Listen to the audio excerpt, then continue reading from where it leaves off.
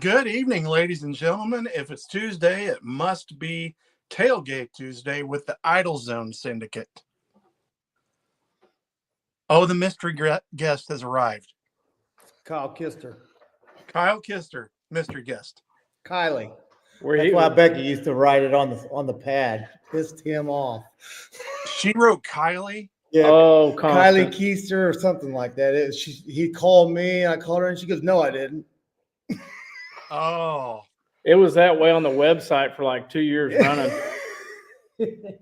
okay. It was great. Yeah, we had an awesome time. I'm still having a good time with it. It's like peeling an onion. There's just another layer to Kiki. Before we go any further this evening, little bit of weather. Things got a little western down there around Grove and the Grand Lake area this morning. John, glad that you escaped. Yeah, I mean it was really it kind of went like right over town, really. Came from like Jay and went right over town and uh, hit. I'm sure it was a tornado that hit one of our church members' little farm there. I sent you guys pictures and that one video. I don't know if you watched that video, but the barn, when I pulled in the driveway, the local fire guy stopped me and asked me if I lived there, and I said no. I think they're up there cutting on some trees, and he was wondering whose barn was across the road there, and I didn't know. And I said, I don't know whose barn that is, because it had landed on power lines and took out the power lines. So they were working on the power lines. And I pulled in, and the guy that owns the place, he said, "Oh, that's my barn." And he walked me out there, and it was his equipment shed. He had like two tractors, a truck, and a cattle. It's pretty good size. Two tractors, a truck, and a horse trailer, and a couple balers, and some other stuff was in there. And those vehicles were all sitting there. And that barn, the poles that held the barn up were not broken off. They were pulled out of the ground and thrown across the road into the power lines, and all the vehicles are perfectly sitting there perfectly fine. Wow. And then he also had three big old trees, 100-year-old trees, three of them that were uprooted. And one of them landed on the corner of the house, and one landed on another little shop, and one was in the front yard. So I spent the morning out there helping them clear all that. And we had one little tree here that last summer about this time, or last spring about this time, lost a big limb, and it landed on the roof. I don't know if y'all remember that. It didn't do any damage. Yep. But we took it off. The same tree. The other branch that was left snapped, and so I cut that baby down. It's gone. It's now gone. So that's what I did all day today. But everybody's fine. I think there was just some trees and power lines down and stuff. Well, we're not even to May yet. Mm. Seems like it happens earlier every year now. Yeah. Yeah, it does.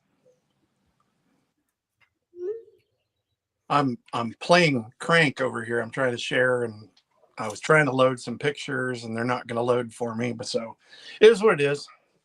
Onward and upward. Guys, we made it a year.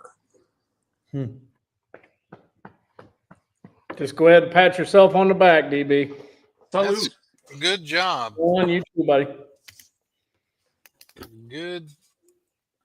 I can't believe it's been a year. Me either. Time flies when you're having fun. Mhm. And that's why we had to bring the mystery guest back. Yeah. And who Mookie was our, was our first guest on the show. And he remains a founding member. Yep, I try not to miss. It's like that's my Tuesday night deal, man. I think I may have added a couple of gray hairs left in the last year. Probably because of me. I do fish with Kyle a couple, 3 times a month. Oh, Wow. Okay.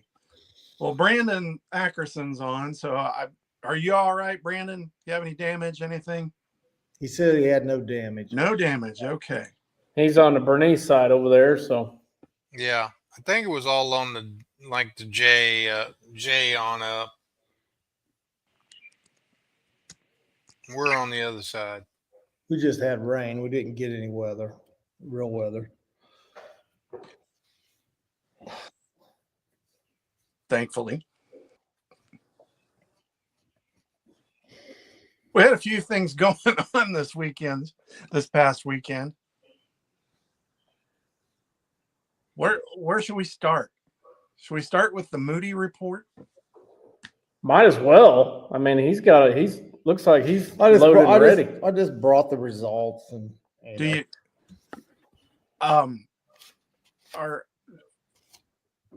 do you have anybody that fishes your stuff that has a camera phone? they were taking pictures everywhere.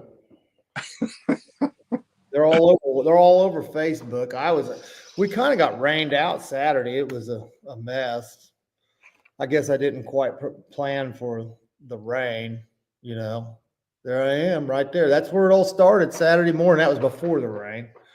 Yeah. And thanks to Brian Failer for saying the blessing, and thanks to John Stewart for singing the national anthem. It was great. You know, I was sitting there thinking at the time, I'm like, it's hard to believe she's just not here. You know? Yeah, absolutely. Well, every day it seems like every week in my memories, there's a picture of us fishing a tournament somewhere. that shows, Yeah. You know. When And, I was snooping around for pictures to post tonight, and I was looking at your stuff, and yeah, it was exactly what you said. It's like everywhere I scrolled on your profile was another picture of you and Grandma. yep. We won a lot of tournaments. We placed in a lot of tournaments. We won two Joe Bass tournaments on Stockton and the second in the Anglers in Action on Stockton. So we didn't just fish all the little stuff. We managed to get checks in pretty much everything we fish. I can't get checks hardly at Big anymore since I shoved John on my spots. I don't know. I don't think I've fished one of your spots Yeah, yet. you are buried after I can't even go north of the bridge. I'm just giving you a hard time. Everybody else is creeping up on my spots now.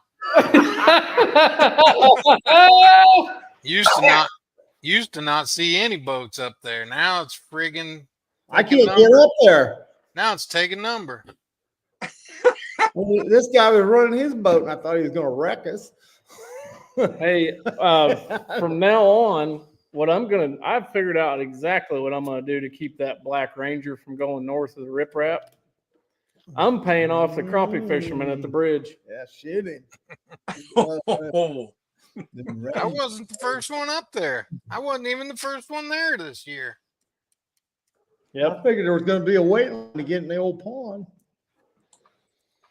I never even went to the pond. We never went north of the bridge. No, I didn't make it that far. But I did know that the fishing wasn't great out on the main lake when I saw Failer at 10 o'clock. It was terrible out there. That was pretty early. I'm like, well, they must not be catching them out there. It was because not. he went to the pond. Terry Rittenhouse went straight there. Yeah. Oh, if I And bet then- on, if and I bet never on came out, and that, never came out. Never came out the whole day. That's what I've always prayed for. And those early ABAs out there, I'm like, you guys all go to the pond and hatchet each other. Just go around a circle up there. I got one. I don't know if he was in the pond. I don't know if he was in the pond. I saw him stop before the pond. I'm assuming he went in the pond, and I didn't see him come out until like 2:00. man, I've seen some days in the That's a pond long where day. it was extremely good, and I've also seen some days in there where we cannibalized one another. You know. Yeah. And I mean, there's numerous club guys in the Cherryville Club that I think caught the same 8-pounder out of there for like 3 years in a row. They had it named. Bassford was one of them. Milburn was another. They were naming that 8-pounder. It was blind in one eye. There's a lot of early ABAs I won thanks to cannibalism.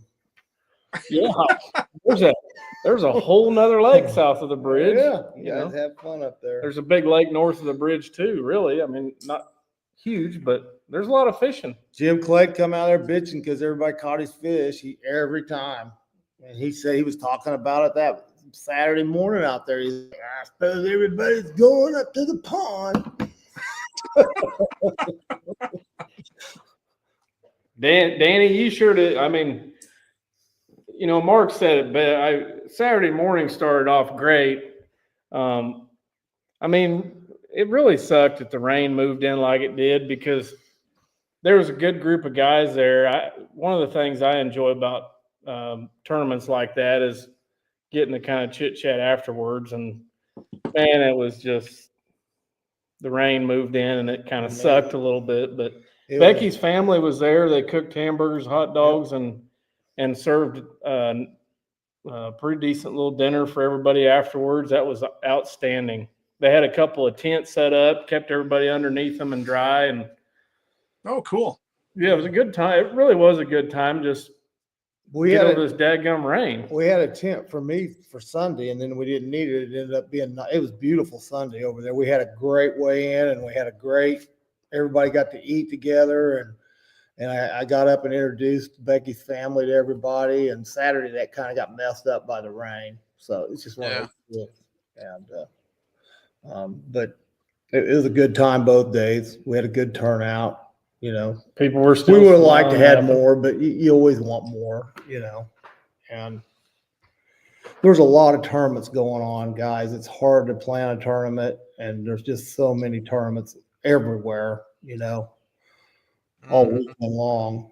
And you know, Dennis Buck. I think today's the first time I saw the deal on. I saw you on here a while ago, and I saw that message about help on Table Rock, and I forgot. I apologize. I don't know how you ended up doing. I hope you did good. Dennis fished the BFL on Table Rock on Saturday. Oh, okay.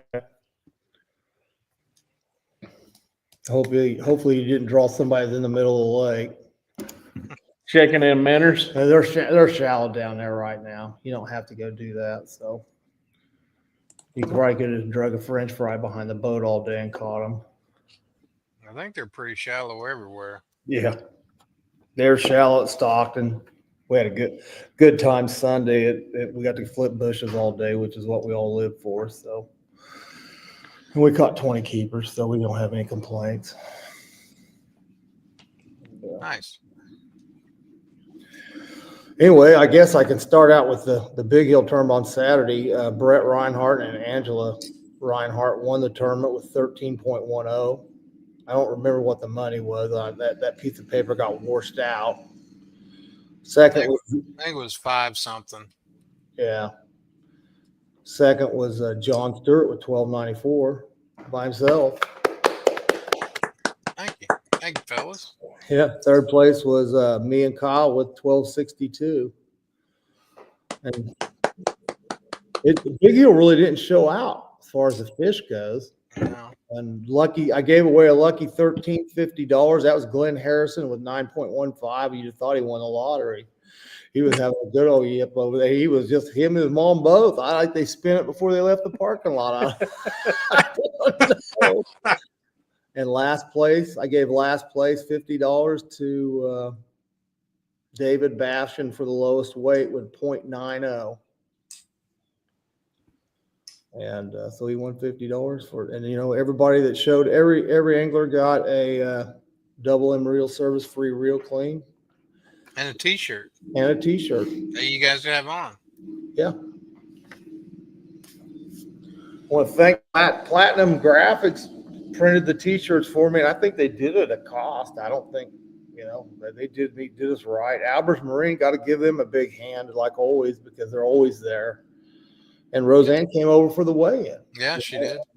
They raffled a kayak off at the boat show, and then donated that money back to me to pay for shirts and printing, and you know, Guerrilla Graphics Pitt State did the flyers, and then they did it for cost. So you know, and you know, then Terry Rittenhouse and Brian Thaler, D58, they were there and brought all the stuff to do the tournament, helped out. And then we had a club tournament on top of that. And Ellen Phillips from Freedom Awards, who's been doing plaques for Becky for about 30 years, she donated the 2 plaques for each tournament, which ended up getting all messed up. She forgot to send the extra plaques.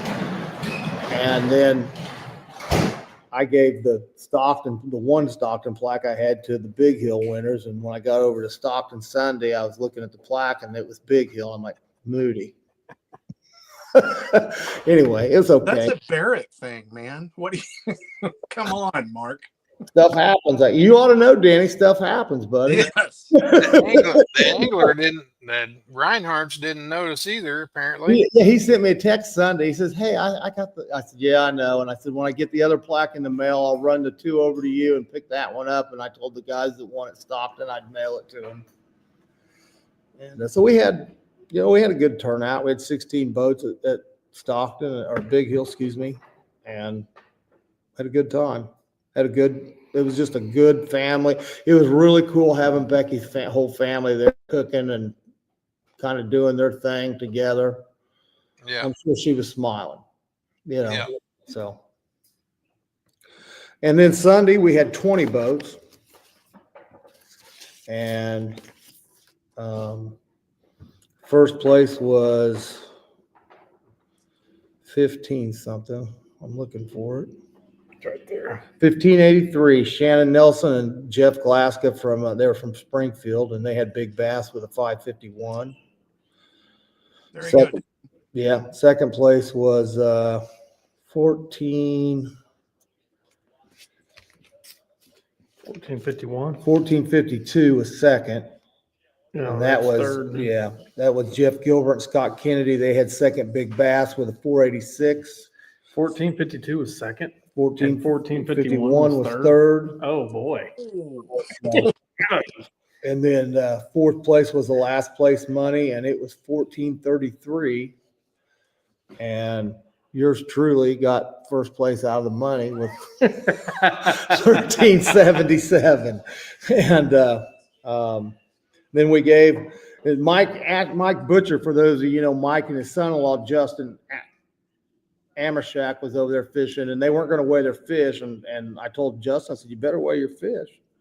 They ended up coming up and weighing them in the last minute, and they got lucky 13th with 948. And Tyler Weaver and Josh King got the smallest weight, and I think it was a 1 something. I think they had a limit, but then they figured out they weren't doing any good. They just brought their littlest one up. But it's 141. They got 19th place with 141. Then we had one team that didn't weigh in.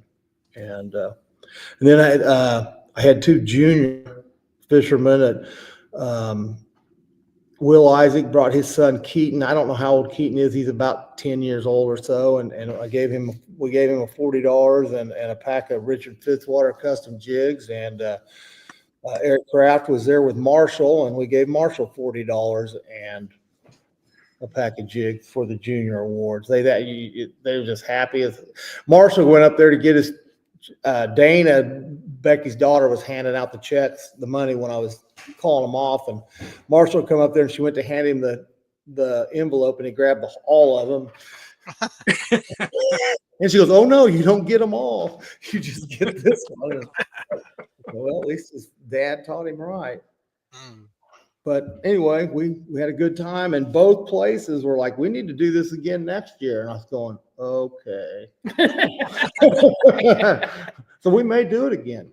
And there was a memorial for the funeral set up, and a lot of us donated to it. And Becky's son, Dusty, and Sarah, she works at a trust company or something like that in Kansas City. They took care of all that. And anyway, they handed me a cashier's check Saturday at the weigh-in for $1,800 out of that, and told me I could use it however I wanted for the division. So we have money to pay for plaques next year, or whatever. And then each division, this was not just a memorial tournament. We held back some of it for each division for year-end awards and stuff. So Saturday, D58, $480, and then Sunday we've got $600 for D126 for year-end awards, plaques, rods, reels, whatever. So it was a good deal for all the way around. Yeah. Very cool. Awesome. Circling back, Big Bass on Saturday.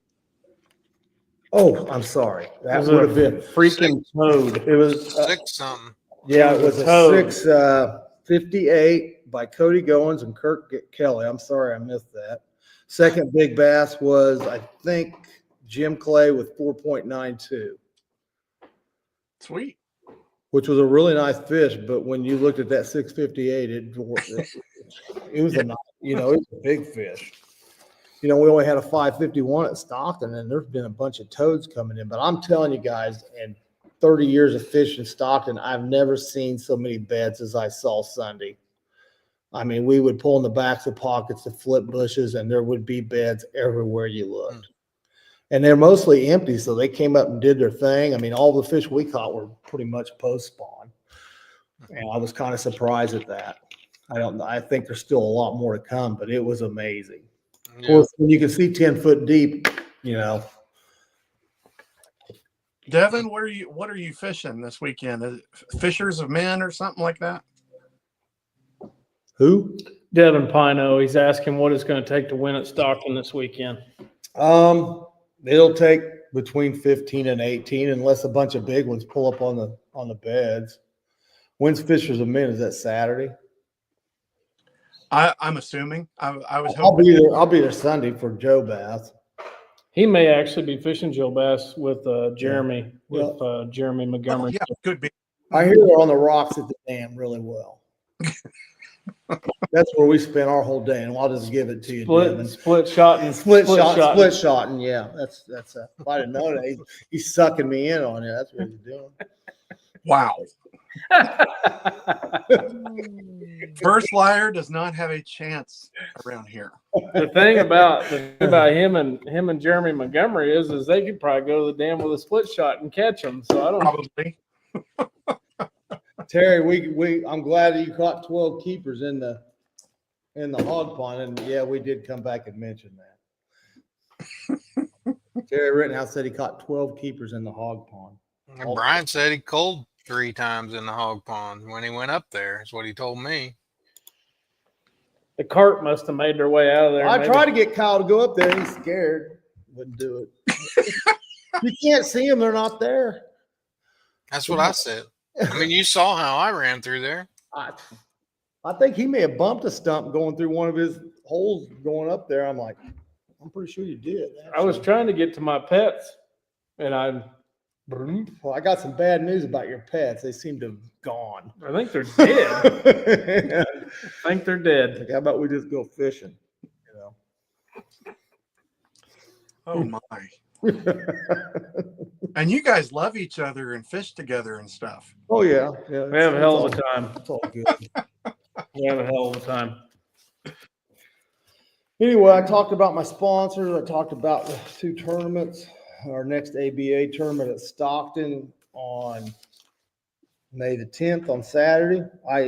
We had more people that don't fish ABA fish our tournaments than people that do fish ABA. That was kind of surprising, Yeah. especially at Stockton. I thought we'd have a lot more. And it was just a bunch of guys that wanted to go fishing. And there were some ABA guys there too. But the ABA at Stockton on the 10th, and then the 28th is John's on Grand Lake, and the 31st is ABA on Big Hill. So Other than that, in May, it's kind of quiet. not really. For me, I don't have a whole lot I going got on. AIA, Joe Bass, We got PA Action Saturday. Stockton, Summer Bass Brawl in Stockton, and then on Memorial Day weekend, he does a Summer Bass Brawl on Saturday, and then he does what he calls the Money the run. money run on Monday, and it'll be about $2 or $3 grand probably worth of tournament, just a jackpot tournament. It don't even count toward points in the Summer Bass Brawl. And then Wednesday we've got John, and then Saturday we got Terry. So I pretty much got like 10 tournaments I can fish in, man. Mhm. And it's starting to get to the time of the year I like. Yeah. This coming Saturday, if you're not doing any of those things that Moody just said, go fish the K-State team benefit. That's at Melbourne on Saturday. I don't have direct contact. Derek Landis is on the team. If y'all are friends with Derek, you can get a hold of him. Go to their Facebook page, Kansas State Fishing Team. Somebody will get you pointed in the right direction. Show up at Melbourne on Saturday and go fishing. It looked like they're biting up there a little bit. I saw some tournament that was up there. Oh, there was a high school tournament or something the other day. Yeah, I mean, go fish the tournament, but don't drive your boat like this picture. Yeah. Yeah, that's bad. I mean, He's going to say anything. they got the trolling motor down. Oh, it is. They're standing up with no life jackets on, Gator style. on plane. The guy that's standing up doesn't even have his shirt tucked in. I mean, Well, it's AI, definitely AI. Maybe they were doing that on purpose, just to get somebody to say something, and they did. leave it to the tournament director to freaking. Mm-hmm. Wait, It is is that grounds for a DQ? several DQs, several there. Several there. I mean, the dude doesn't even have his hands on the steering wheel. Well, it's probably got hydraulic steering. Well, now if you think about it, the dude that's sitting down is on the passenger side. I know. That's what I'm saying. So the driver's standing in the The driver's driver's standing, no hands on the steering wheel. There's so much wrong with this picture. It has No, to be. no kill switch, no life jacket. Trolling motor down. Well, maybe Maybe that's what they're benefiting. Those two dudes died. I don't know. could be. maybe that picture was taken it was an Italian boat. And I mean, Matt, I presume that the K-State graphics department did this. did a nice job. It got purple on it. Hey, it's a boat. Guys fishing. That's purple. But like I said, go fish their event. Don't just Wear your life jacket, please. wear your life jacket, sit down, put the trolling motor up You when want you to drive. cancel our motel room at John's and go up to Melbourne and fish Saturday instead of Anglers in Action? No. You might get run over by this boat. I mean, We'll be there Friday night, John. Then I already knew the answer to that before I asked it. So We'll be there or you'll be there. he's coming. We're fishing. We're going to practice together. Really? He's going to spend the What? night with us? Tonight we're going to go out to eat. Probably going to go to the look, I can go to We're going to go Whoa. down. He was coming. That was really on purpose. He okay. was coming. Now he's hope Now he's nobody's not. listening. We're gonna go to the tea bar. Have tea.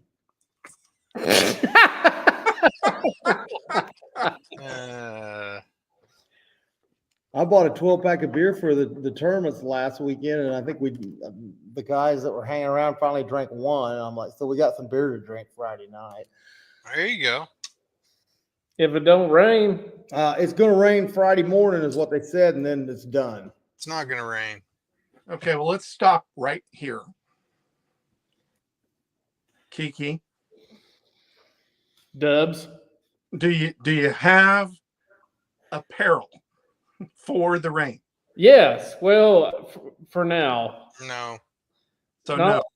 I do for now, It's but not. It's not supposed to rain at all Saturday. So I have decided. I think what I'm going to get. I'm pretty sure. It's between either what Moody is wearing now. I'm gonna let him wear it the rest of the year, or it's what John likes. So if Mark can make it an entire year without complaining about a leak, I'm ordering another set of it. I'm ordering another set of the summertime one, and I'm not gonna wear. I don't want to wear what I wore Saturday. it looked warm. It was hot because it's all fleece lined. It's that heavy, and it was. But I didn't get Well, wet. If you're gonna order that, if you're gonna order what Mark's got, I would order what Glenn had. That's what I'm ordering. That's just my opinion. That's what I would not order the heavy stuff. You can layer up. I I'm always gonna tell you thought what. I could. fished that tournament down there a couple weeks ago. It's the first time I'd ever worn that, and it was great. Of course, I'm cold all the time anymore. My feet are always cold, and I mean, the main thing is make sure it's wind. You know, if you got a thin one that will break the wind, then you can wear long johns underneath and wear a hoodie underneath, and That damn lighting looked like it sucked. you'll be It fine. was dim. The whole time I thought my lighting sucked, and my so dadgum you don't know how to run nothing, do you? my dadgum wife's laptop was dimmed down. I'm sitting here putting lights over here and Yeah. Well, for what I paid for mine, it was a no-brainer because I bought it on clearance sale a month ago for $89 a piece. Yeah, And it's America. like $700 worth of stuff. I don't. Yeah, I'm just kind of like, we were at the Alberts that morning. We were looking, Scott goes, look at this. And I just got on my phone and ordered it right on the spot. John, we lost you, bub. oh, Well, we can hear you. We just can't see your pretty face. what happened? I don't know. It's just like a person emoji in the middle of the screen. Let me. You turned your camera off. I don't know what happened. Well, Where we need to start Saturday, Ackerson? Where they at? Yeah, let's get Brandon involved in the comments. Ooh, look who is involved in the comments. BK, you never answer your phone, Head. Answer your phone. I kind of thought maybe there was a chance he would show up and fish at Big Hill, Where's he at? Arkansas. Is he still down there? But it says he works in Arkansas a bunch. I assume he's got to be somewhere around Northwest Arkansas, but he was telling me about tackle stores in Northwest Arkansas the other day on here. So I don't know what's going on. I'm gonna go out and come back in. okay. Justin Harris.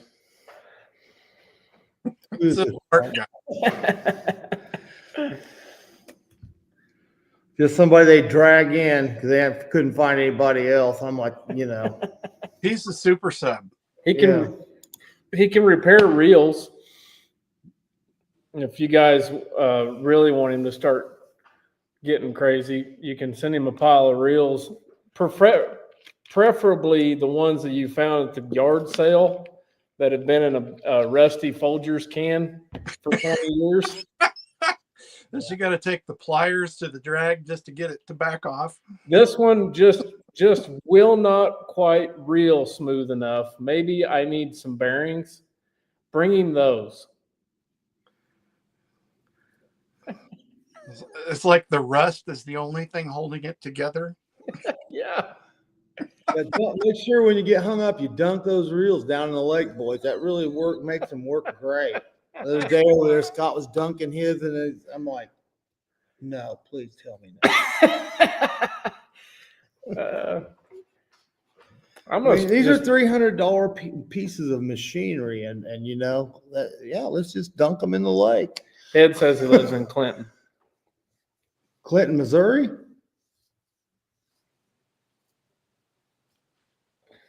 He needs to type faster. So is he a Truman? Is he a Truman guy now? It must be. Wow, Clinton, Arkansas. Is there a Clinton, Arkansas? Maybe he'll specify here. We'll look at it. We'll look at it in a minute. Well, I hope. There North you go. Rock on Greer's North Ferry. Rock. Oh, wow. Yeah, I thought there was. Where'd Stuart go, man? We got people in Florida watching us. That's awesome. I'm getting text messages from them. Hey, folks, we can't see who you are unless you comment. So, I mean, even if you tell us to go to Thunder, I mean, or send a smiley face or something in the comments to let us know you're watching. Except Justin. We know Justin's watching. Where'd Stuart go?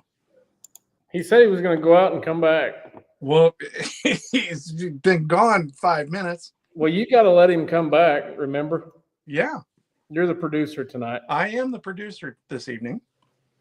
Mr. Crank. Where's he at? Is he on vacation? He bought a house and he's kind of No, tonight was another kid sports meeting thing. Oh, gotcha. Dance practice. No, that's not tonight. Tonight was some soccer meeting or something. Lucky. Richard Kiblinger. Are you at Bull Shoals, Richard? Helping Travis? Oh, is that late? The LBAA is going on. Wow. I forgot about that. I bet they're getting to flip bushes. Oh yeah.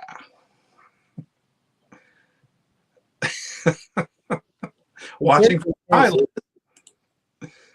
Cool. There's Liz. Hey, Liz. Watching from Florida. Cool. Must be nice. Must be nice. Maybe one of these days I'll get to go on vacation. I don't want to hear it, Kister. All he does is look at Google Earth.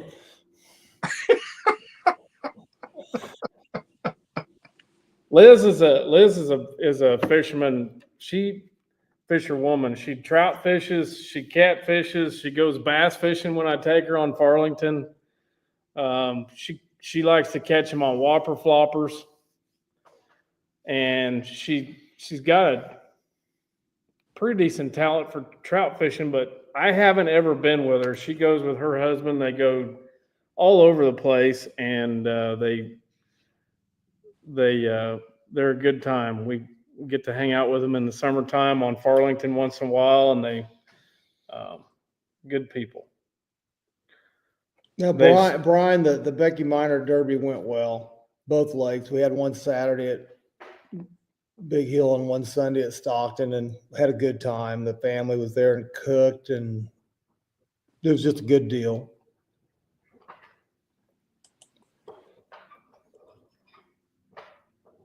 I wish you'd have been there. I'd like to seen you. I mean, Well, Kenny Wan, Brian, did you remember Kenny Wan from the Big Hill Club? Kenny was there. Kenny moved back to Grand Lake last year from Texas and sold his business down there and retired and moved back. He's building a RV park at Grand Lake, and he showed up and fished Saturday and Sunday. And I was like, wow, we walked up there and I was just like, he's got a lot more gray hair than I remember, but so do I. So we had to look at him a little bit. And so, you know, I mean, I got to see, he was in the Big Hill Club.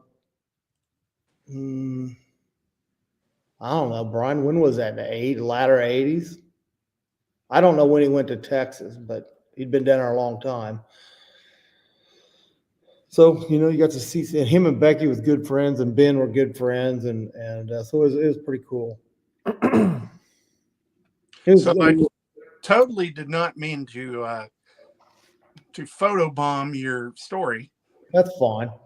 Who is that? Who is that? Do you know who the guy in the tracker hat is? I guess, yeah. Okay, well, this earlier today, so Travis has got LBAA going on at Bull Shoals. Right. They had their pre-tournament meeting at 5 o'clock a couple hours ago, and this was their first event since Pam Martin Wells passed. Rick Clunn offered to come to their pre-tournament meeting and speak to the ladies about Pam. So he knew Pam. This was just a couple hours ago. This is Pam Horn. If you know the Horns from Arkansas, Harvey. Okay, yeah. This is Pam. She fishes LBAA, and nice little picture with the master. I just wanted to share that. That's pretty cool. Rick knows everybody. It is awesome for him to show up like that. Hey, John says in the private chat he's back. He is not. There he is. Now you're welcome. There you go. I don't know what happened. I had to shut down my computer and turn it back on. Fun. Blame it on the weather. Yeah. So you got to see the picture. You were backstage, right? I saw it. Yeah. Okay. Pretty cool deal. Yeah.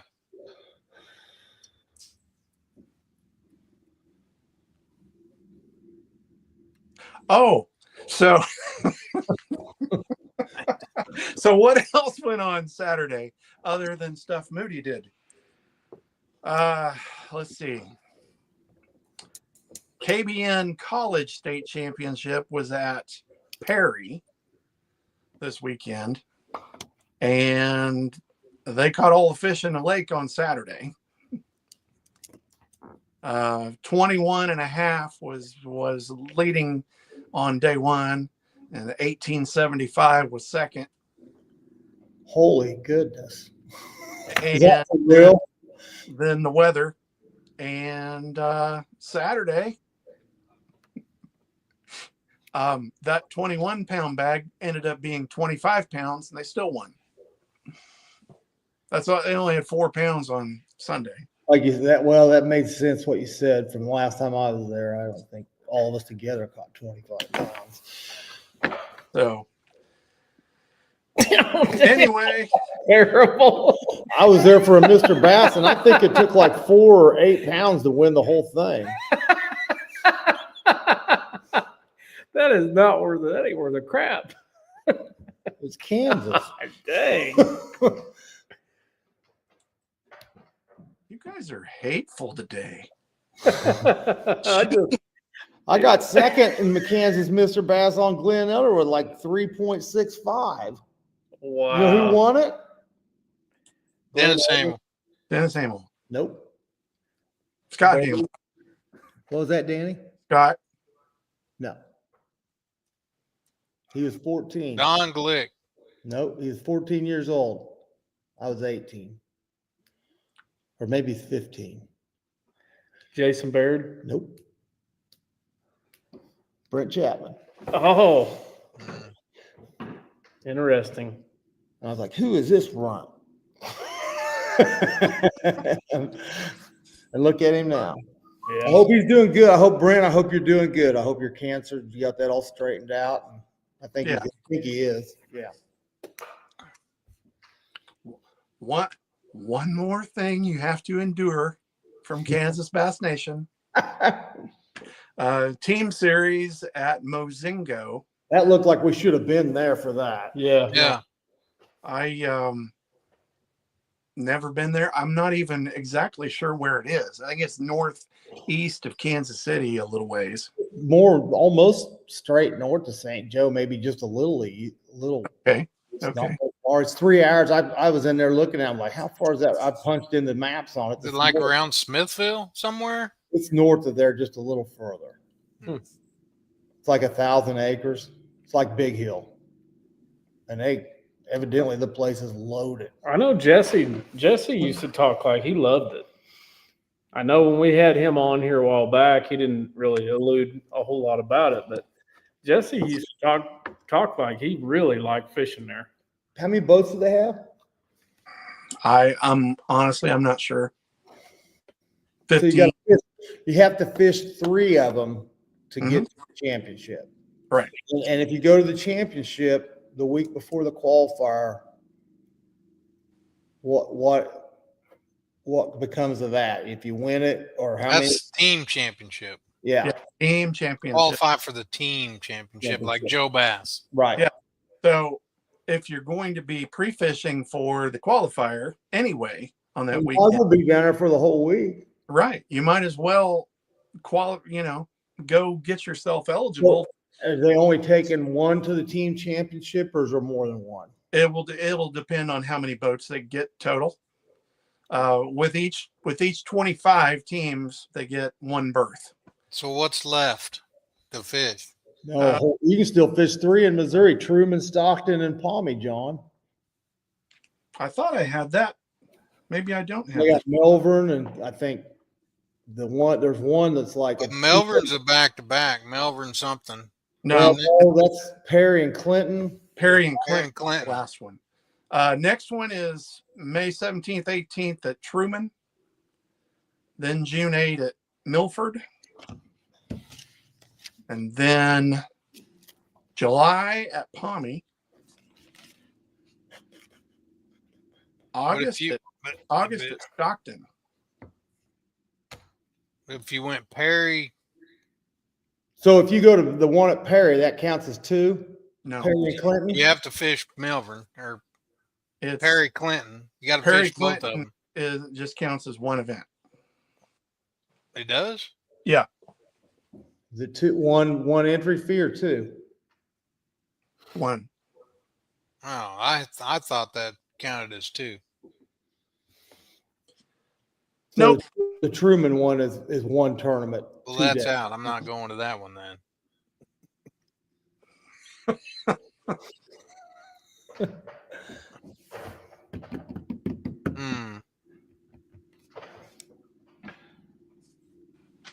Who am I Long- kidding? I'm long probably story. not. I'm probably not going to any of them. So It's like I need some more to go fish. yeah, I don't really have time probably, but I'd It's like a tough to. spot. I'd like to. Well, look where the championship is. You don't even have to rent a motel room. I know. John actually made it through the whole day without having to jump his boat, I think. I did. How was that, buddy? That was awesome. I sat down. It was friggin' awesome. When I sat down at like 2:30, live well's been running all day long, and I'm like, here we go. Fired right up. Brian Had 13 volts left. yeah. I haven't had 13 volts on that boat for years. Brian, Big Hill is not as good as it used to be. Sorry to say. No.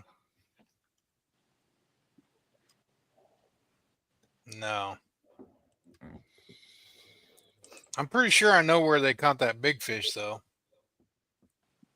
Did he say? He didn't say where. He said he caught it on a glide bait. In the north end, I heard him. off of a bed. I don't know about that.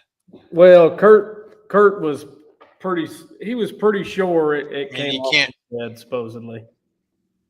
Well, They certainly didn't see it on the bed. I can tell you that much. Yeah, no. I agree with that. But I think I had our biggest fish off of a glide bait, and I'm pretty sure it probably came off of a bed where it came. I mean, I don't know if any of my fish were on a bed, but they may have been coming to the beds because I caught four or five keepers in one little pocket, like bang, bang, bang, bang. Yeah. Brian, I believe I'm the only one left out of the ones you named. Jim Peoples, Terry Payne are gone. Larry Weatherall's been gone a long time. And yeah, Weatherall, Peoples, and Payne are all deceased.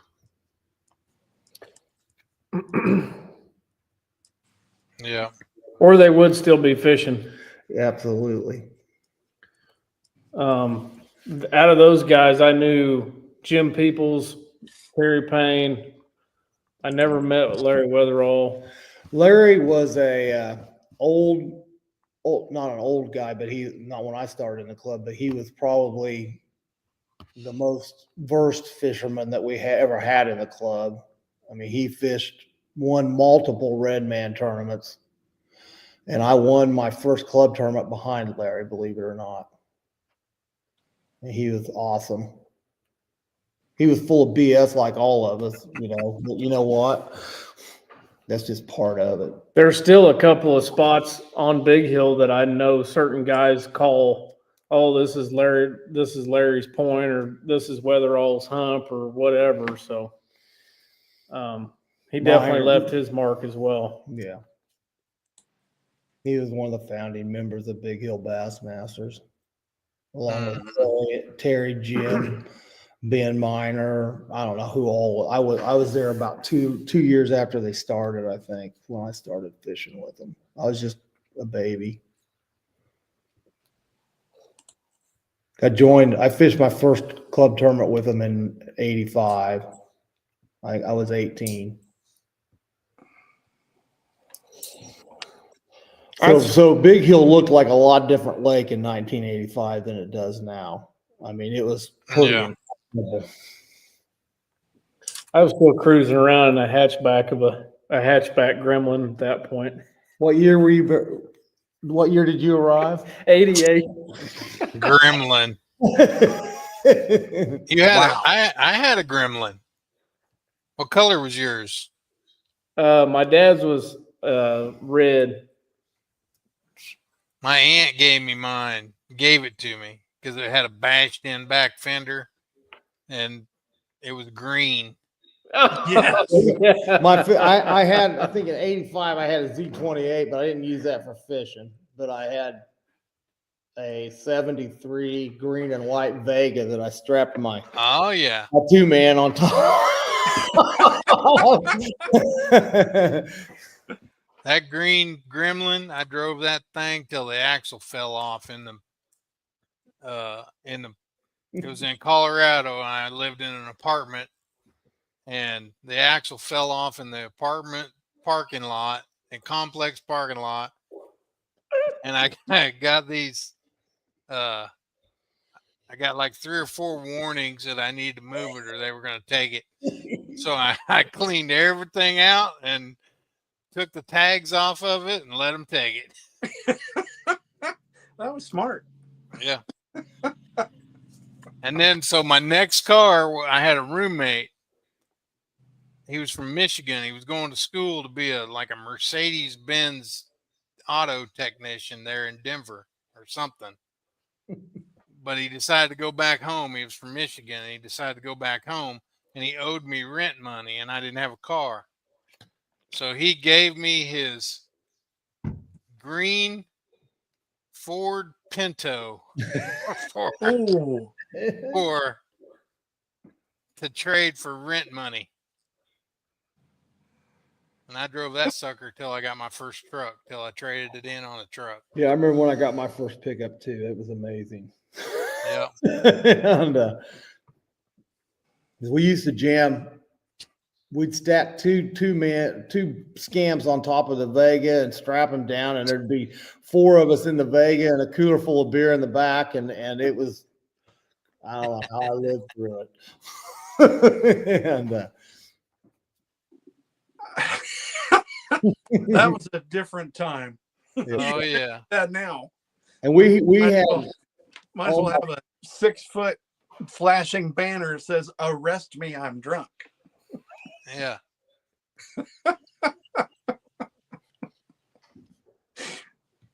Oh man, that's awesome. well, I'm telling you right now that guys ever watch that Grumpy Old Men, the second one when they're out there fishing right before the wedding? Hmm. There was 4 of us. We're out at Wiggins Lake on Friday afternoon, like 3 hours before the spring coronation was going to happen. We didn't have our coats on, but we all had our tux on, and we were out there fishing. And I'd had my wisdom teeth pulled out like on Monday, and I was drinking orange snobs or something. I didn't even know what day it was because we ruined them tuxes. So you're getting the good stuff tonight. Oh yeah. Bring this out for just anybody. It was wild. Those were the days.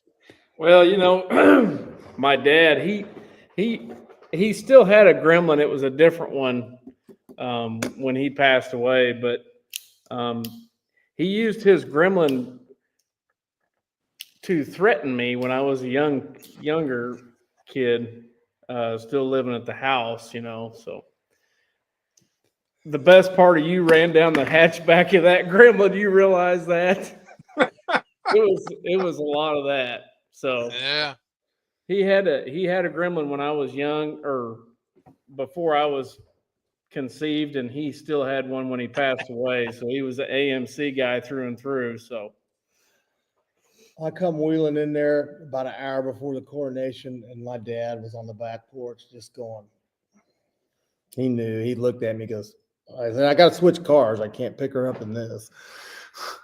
And he was in his suit because he was a school teacher, and they always did the, what do they ever, chaperone, everything. But you could get away though. I don't think you could do the stuff we did back then now. I No think way. you'd go to jail or something.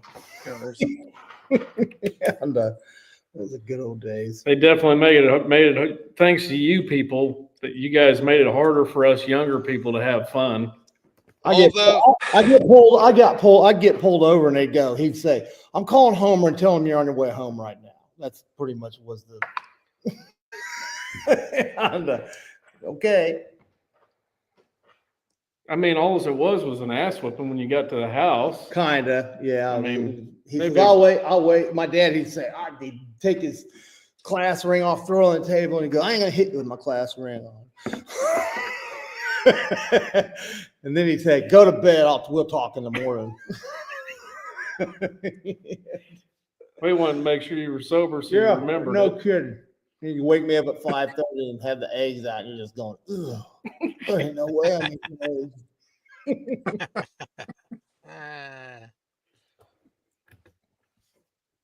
I ain't telling nothing. I'm just happy that I'm here. You know it? Yeah. Brian wants to know, Mark, if you remember sleeping on picnic tables at Osage Bluff. Yeah. See, that was crazy back then because we'd go to Osage Bluff there at Truman, and they had the bunkhouse.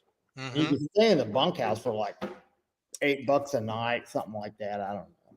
So the whole club would go up there and they'd play poker all night. And you never knew where I was going to end up because I wasn't a poker player, but I was having a good time. Yeah, I remember some things up there that shouldn't have happened too, probably. I don't even think that bunkhouse is even open anymore, is it? Does anybody know? No, it's not. No, Did you guys ever stay there? I never stayed in the bunkhouse. You could have like 50 guys in there. Yeah. It was a good time. We'd go up there and rent the whole book. I mean, that's back when we had 20 or 30 members at each club tournament. And we'd go up there and we'd get there Friday night, and the tournament wasn't until Sunday. So we cooked out. And like I said, there was always a bunch of them playing poker all night, and it was a good time. Not like today. No. tournament fishing today is a lot different deal. It's serious. It's serious. Is there even a club that has 20 boats? Well, we would have 20 to 22 boats at every tournament, so that was 40 to 42 guys. Yeah, no. DB, what's the biggest club in Kansas? Do you know? Backlashers in Kansas City. They're Yeah. probably 50 members. Still? Yeah. Wow. That's a big deal. And East Kansas is right up there too. Yeah. They're Olathe, basically. Yeah. So is there still the Wichita clubs? Yeah, I don't know how many, there's some good sized clubs. I don't know how many fit, like fish tournaments. It's been a couple years since I talked to Greg Clark, and he said he was still fishing. He lives up by Kansas City somewhere, I think now, and he was still fishing with is it McPherson? He was with Mac. He's actually, he messaged me a while back about joining Sandhills. He's like not a principal, but He's school superintendent for Bushton. superintendent. Yeah, he's been, I think, 2 or 3 places now as a superintendent. Mm-hmm. Who used to come, they still used to have club tournaments down at Big Hill, or not Big Hill, Bone Creek, and he'd call me whenever he was down each year and ask what was going on, and we'd go eat Jim's Steakhouse together, and I haven't talked to him in a couple of years. Should be getting close to retirement, I think. So wait If a he minute. wants, He was soliciting information. Is that what you're saying? No. if he wants I to might have been retire, soliciting information, but I was careful not to divulge everything.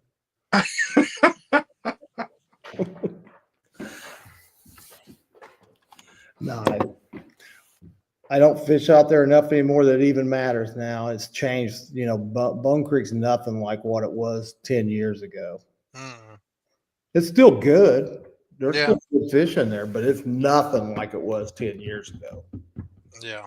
I mean, we had an incredible thing going on out there for probably a good Quite a while. 10 years for sure. Well, from the time it opened until about 10. How long has it been since it kind of started? About 10 years since it started going down? I mean, 5 years ago, it was still Was it 5? okay. Yeah.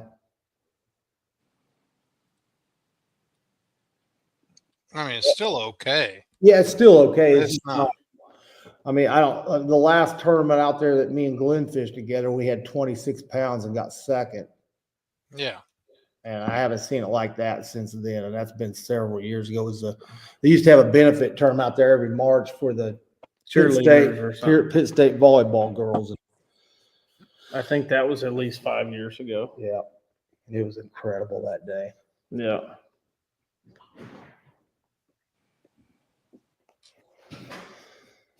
But, I remember when Big Hill was like that too, and it's nothing like that now. And I don't know why, because 2 years ago when it was low, we were catching them at Big Hill really good. I mean, I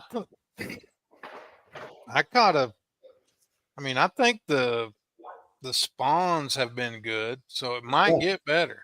It will. It's just weird. Ever since it came back up last year, it's been kind of weird. I don't know what the deal is. But it should help it in the future. Yeah. With the spawn, and I caught one Saturday. I was throwing a Fritz side 5 biggin, the big one. And I don't know how this fish even got the hook in his mouth.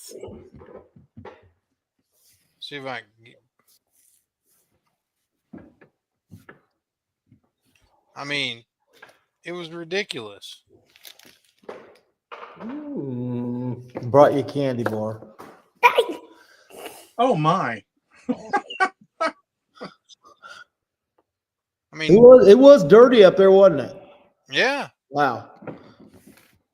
Is that a full size Fritz side 5 or is That's that the one of big the one. smaller ones? That's the biggin. Oh, okay.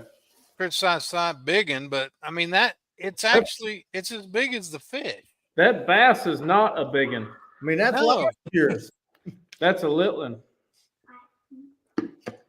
There's what I get. There's what I was catching them on though.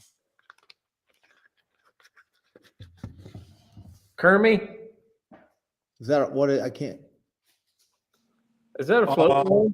is that some kind of, is that some That's a kind of, white float worm. is it some kind of Oklahoma stupid or what is that? Nope, that's a white float worm. It's not white, colorblind. It's white, pink, or It was pink. pink. Yeah. It was pink. He threw that stupid thing for a little bit. I caught 4 or 5 on that in that pocket on that thing, Really? and they were annihilating it. Max, don't you want a cigar? What? Don't you No, want- he don't need one. He said we'd have to go put him to bed. He's eating a score. A what? I brought him a score. He likes some scores. Oh, I threw a buzzbait quite a bit, or a little bit early and didn't. And I picked up the glide bait and caught like a 3-foot long gar the first cast on it. And I was like, no, we're getting it off of there because he's not getting my $95 glide bait. yeah.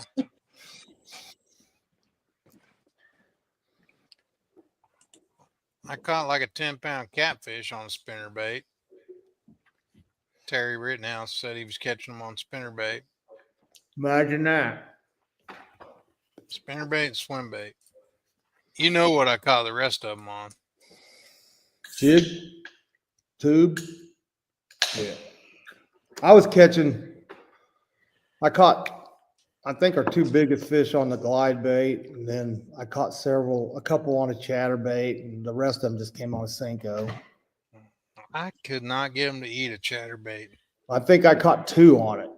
I threw the heck out of it too. You know what was funny is I was talking with Glenn after we were done fishing, and he said he pulled into one pocket and caught 5 keepers on a chatterbait, and then he couldn't catch anything on it the rest of the day.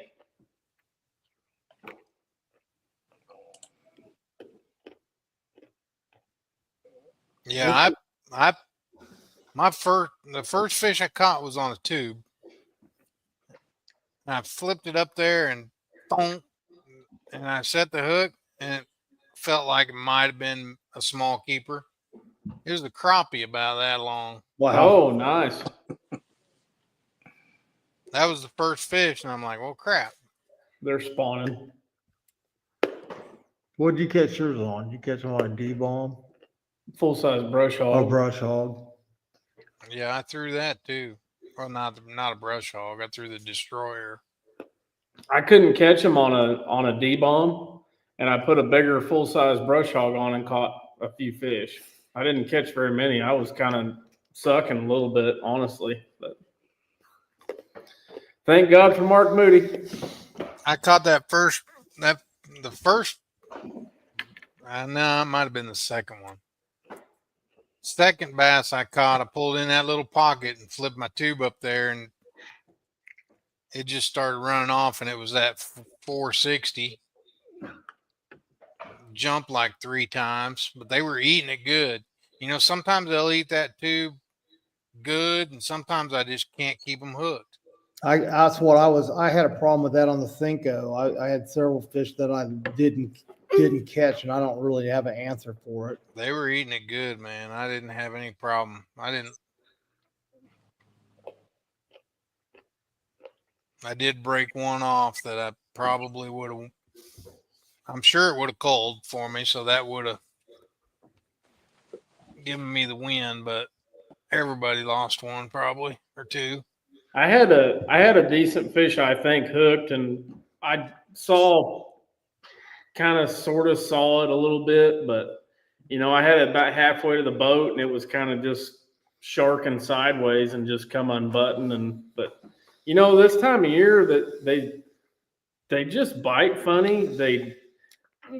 The one decent keeper that I think we did not cull, it bit like a perch 3 different times.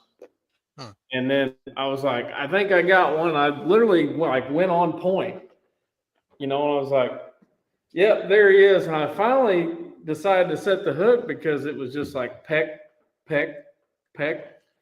You know, it's just, No, none of the fish I caught were like that. There was no doubt. I think there's a All difference of them. that's the difference between the water, the color of water we were fishing and the color of water you were fishing. Yeah, that could be definitely. Makes them just, they know when the water's dirty, they best get whatever out of that area that they're in, or they're going to be. And they were dirt shallow. I mean, dirt shallow. Yeah. There's Richard and Eddie. Richard and Eddie. Hi, Richard. So they had a little spring school program this evening. And Brian, you were here last week or the week before when we had the butterscotch salt craw crisis.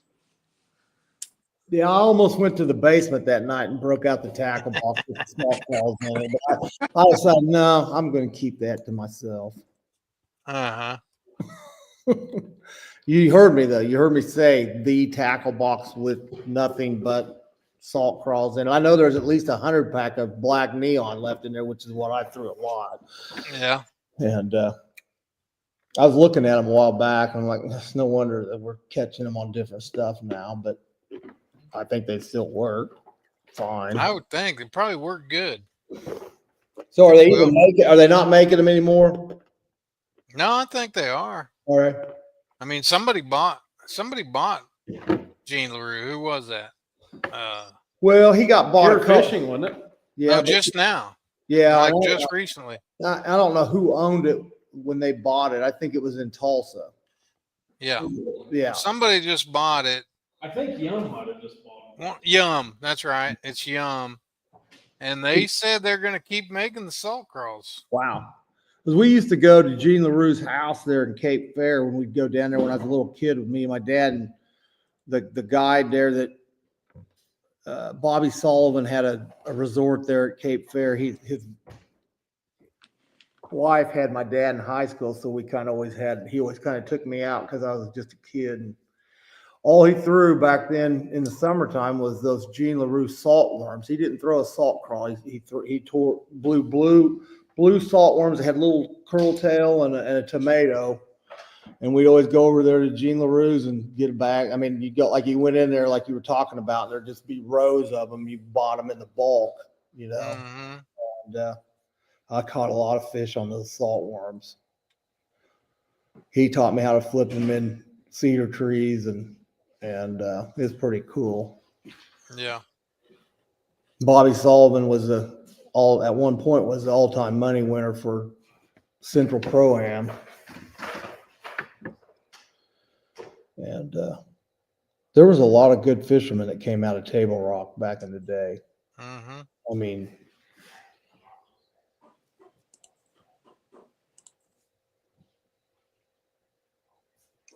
Ooh.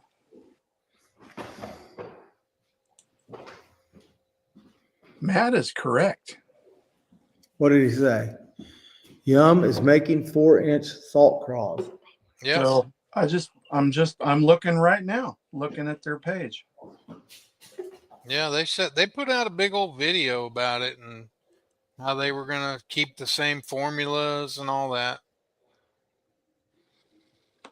I just saw that a couple weeks ago. We were down at Skiatook. It was when it was in a stage fill. You know, they started out at this level, and the next year it was 10 foot higher, and the next year Mm-hmm. I think it was in the first stage, and we were down there on a Saturday practicing for a club tournament on Sunday, and we're way up Black Dog. I mean, all you could see was the creek, and then the edges of the creek were just barely covered, and there was grass and stuff.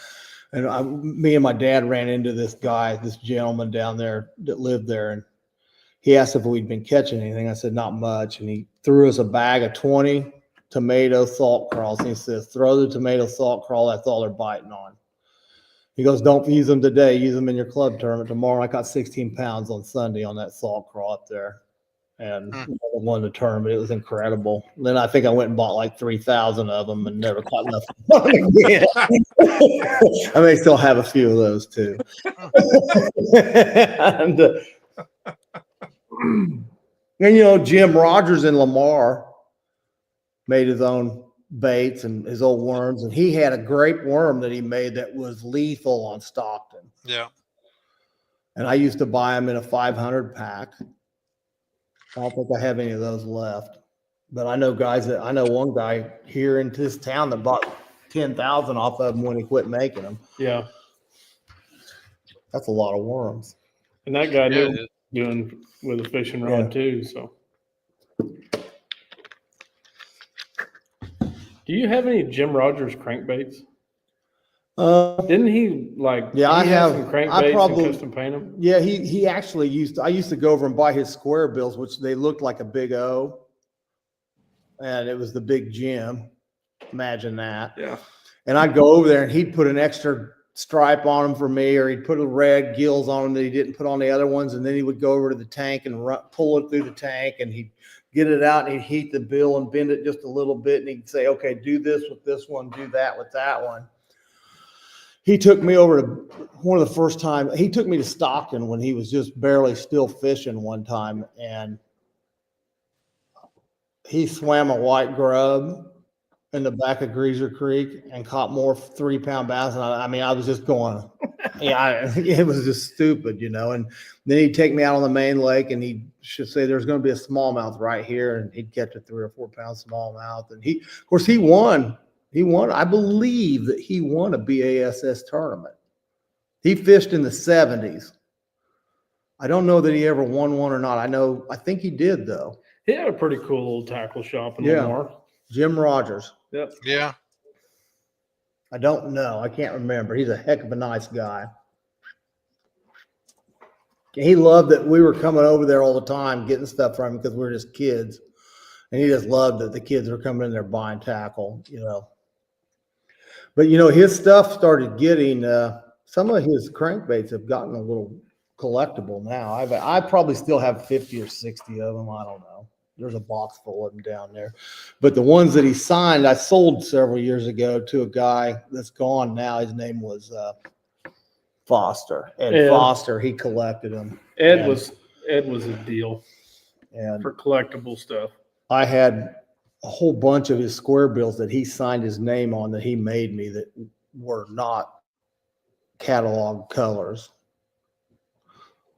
And I probably should still be throwing. As a matter of fact, I might pull them out this weekend. You never know. I'll put some hooks on them. We'll go catch them. No, I'm probably not going to do that. We might get dangerous this weekend, fellas. Holy cow. I have a lot of tackle. Yeah. Hey, you guys want to start a fun conversation? We've talked about some bass club stuff, and here recently it's kind of been on my mind a little bit. I don't know if this will ever be possible ever again, but one of my fondest memories of fishing in the bass club was having what we called the club challenge. Mhm. And it was the 2 times I got to participate in it was Cherryville Bassmasters, Big Hill Bassmasters, and Chanute. There was 3 clubs. We showed up and we all fished against one another. Mhm. And then it was a cumulative weight. And man, that was fun. It was. It was a good time. It Club. forced you to fish with a co-angler because it was a team event. And I think we had like 6 boats apiece or something like that. It wasn't a huge tournament or anything. And, You fish with your own guy? I don't think so. I think we drew for. Yeah, I know when I was in Salina Club, we did the same. We did Salina, McPherson. Was usually always a dual club, but once in a while we did a 3 club deal. I don't know, remember who that third club was. I know that we drew one of the years we did it. We drew for the non-boaters from another club because I drew Yeah, we did that. Lumpy, Terry Lunsford, which he was Terry said we drew a partner. I think he's right. and Yeah, we did that. Terry had belonged to the Big Hill Bassmasters, and then he left and went to Cherryville, and I think so did Jim Ackley. Yeah, those were fun. Yeah, I really enjoyed that. I actually think I might have drew a guy from the Chinook Club now that I think about it. Just man, it was enjoyable. We did it every year for as long as I was in the Salina Club, and and you would take turns. Salina would be the host and pick the lake Yeah, one year, and then McPherson would pick the lake the next year, and the date and whatever, and it was, yeah, it was awesome. There was a lot of things in the club that nobody does anymore that was fun. well, it's like Big Hill. We'd have our summer tournament out there, and we were doing paper fish back then. And we'd have our August tournament, and we'd only fish till 1. And then at 1, we would go down and park our boats there at the Overlook, and we had rented one of the things, and all the family, everybody's family would be out there, and we'd do a lot. I mean, we had cookouts that had 100 people at them. Yeah. And I think Terry, I don't know for sure, but didn't we used to have one against the Independence Bass Club too? that's a possibility. John Deckhand. Eklund. Declan. Okay. John John Eklund. Eklund. Eklund. EC. Yeah, I drew him in a qualifier. Yeah. Yeah. He's still kicking. He's still around. He lives at Milford Lake all summer, and then they go home for the winter to their house in Salina, but they're in the summertime they're at Milford all summer. I don't think he fishes much, crappie fishing and white bass and stuff like that. I don't think he tournament fishes anymore. But yeah, that we used to do, and I've talked about this before. We used to do like we'd pick a small lake, like a city lake, or it was always usually Harrington. Small lake, not the Harrington, the old lake Harrington, and it was small, and we would we'd get like 10 boats, 8 to 10 boats, however many boats we'd we'd divide the lake up into holes, and we'd put $5 in a pot, and we'd fish that hole for an hour, whatever hole you're in, for an hour. Then we'd go out in the middle, and that $50, whoever had the biggest fish that hour got the $50 pot, and you'd throw in $5 more. Oh, wow. And you'd rotate to the next hole. And we did that a bunch of times, and that was fun. And then we had a family deal where we got the wives to actually go with us, and they fished. And we usually did it on Harrington too, small lake. We always went somewhere where the fishing was kind of easy. But we went to Harrington, and we'd have the wives fish. The wives would fish, and you would, in order to keep it fair and honest and make sure there weren't any husbands cheating or fishing for them, we drew. So I would take somebody else's wife with me, and the guy, and we'd put money in the pot, and it was a boat. The women had a pot just amongst themselves, but there was a side pot. If you're, like I had Jason Baird's wife with me, or I had Carla Waters one year, and if she did well, I would win the pot. So it was incentive, not to like take them out in the middle and just sit there, Yeah, and those were fun. And then we'd have like a picnic afterwards and Where did the whole tournament come from? Was that from the Mega Bass? megabucks, or megabass. Yeah. We did one. We did one on Big Hill. We used to do one on Big Hill in the Cherryville Club, and Terry would draw a line up the boat lane, and then keep it in the creek channel once you got north of the bridge, and he would break it up into about 9 or 10 different sections. Mm-hmm. Usually it was 9 because we'd have a 9-hour tournament. Yeah. We'd always do it. I think it was like September or whatever, to where pretty much you think you could catch a fish out of the entire lake pretty much. Yeah. But it also forced you to fish the whole lake too. But the funniest thing about that whole rotating course was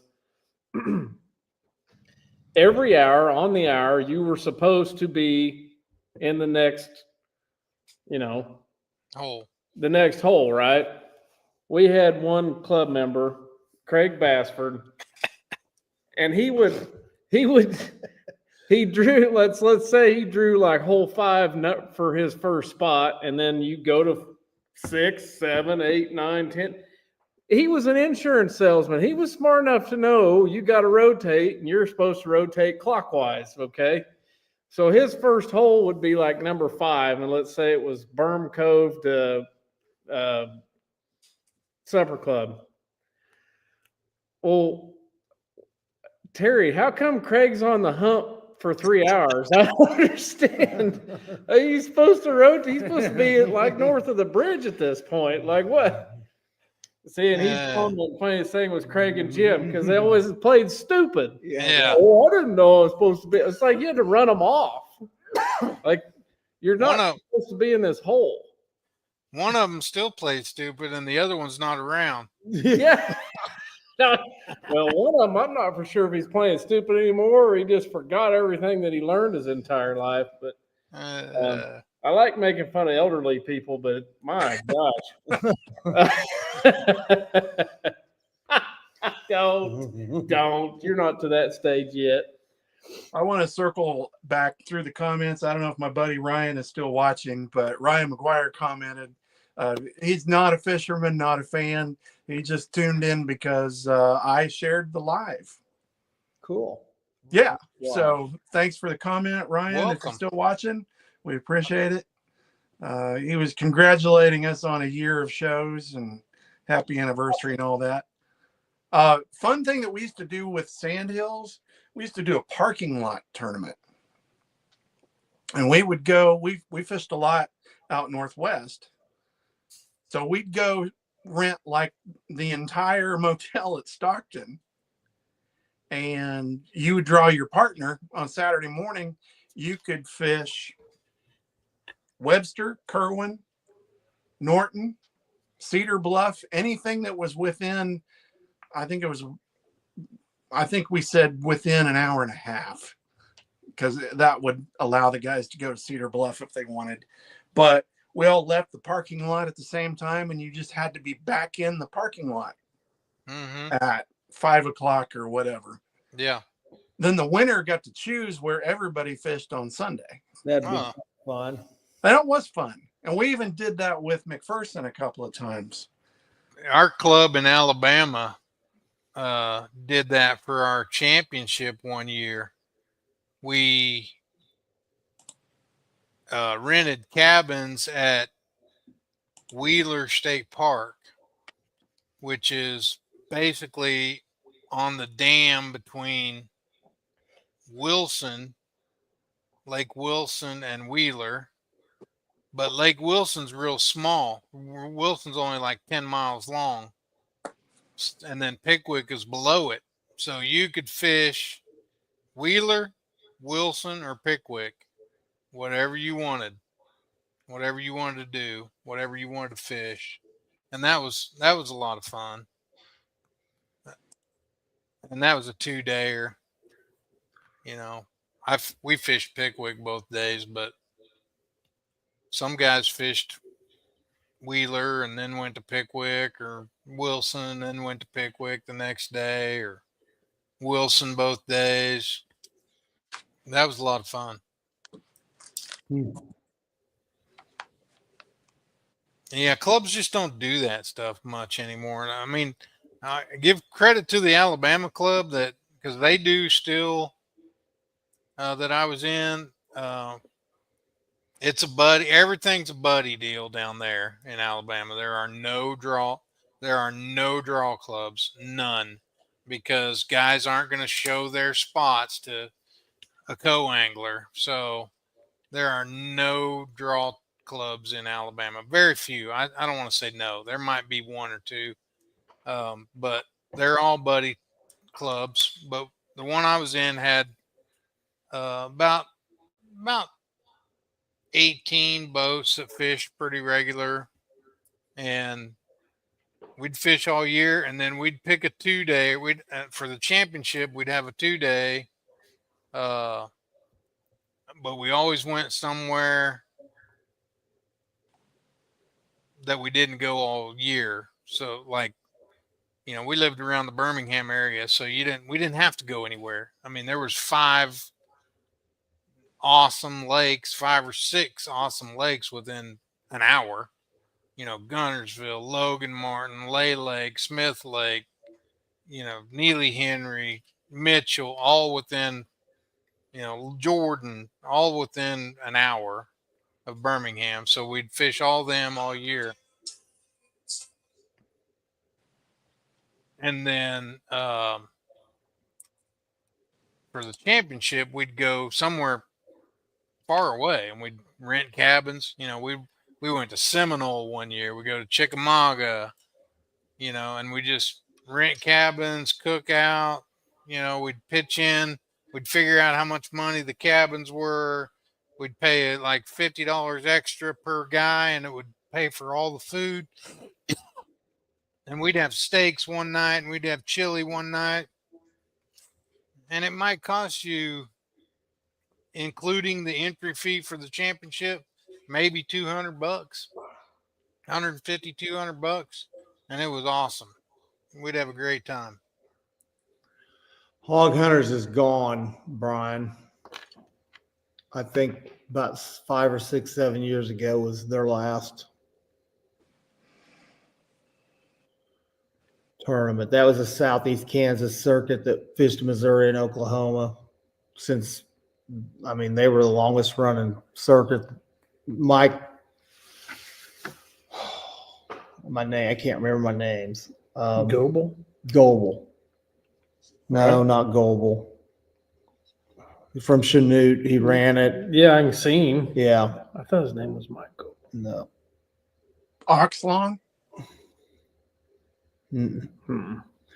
He ran Midwest Hog Hunters since they started in 1984. It was a good circuit for a long time. It was the biggest, I mean, in the 80s and the early 90s. I mean, if you had a 50 boat tournament, you were having a big tournament. You know Mike what? Bogle, you're right. I'm Bogle. sorry. Bogle, not, we were saying Goebel. Well, yeah, Mike Bogle. I knew it was similar. You know something, John, that reminds me of maybe Hog Hunters? Something similar is the Tulsa Southside Hookers. That thing is huge. We met a couple of them a couple weeks back at Tomcat while we were in there getting smoked aromas and gas. They were How there many last teams did he say they were fishing against? 122. And They their were there club- last fall when we were at John's. Their club, he said there was 170 some members. They call it a club, but it's really just a trail. Yeah, it's big though. They've been going forever. Yeah, they go to several different places, you know. Kind of reminds me of that Hog Hunter circuit a little bit though, because it's been going forever. And Yeah. shoot, those guys are fishing for some real money. When Mike started Hog Hunters, it was just for Southeast Kansas guys, and then he expanded it, and it started. I mean, one year he had like 60 to 70 boats in it, and he could have made it bigger if he wanted to, but he just didn't want it. He didn't want a giant tournament. He just wanted a, 30, 40 boat tournament, 50 boats. That was all he wanted to I handle. think there was a hell of a bunch of good fishermen out of that There one. was. Hmm. I mean, if you want a hog hunters, you did something because there was a bunch of good fishermen Yep. in that. There was. Me and Richard Fitzwater fished it together. There were several trails that were around back then. There was the police, whatever, fire, first responder. I don't remember what they called it. It was like for firemen, policemen, veterans. And it was like they did it in the middle of the week. It was like a Wednesday tournament. That's Military where bass or something. military bass, something like. That's where Kansas got all of our original tournament equipment because they were going out of business, and I bought it. I bought everything from them. Some bombers. All the tanks, all the Yep. Who's them two old boys? There was two brothers. It was the guy in Chanute. Bass That was and in badges. Chanute. Bass and badges. That's it. Thanks for the comments, fellas. We bought all that stuff.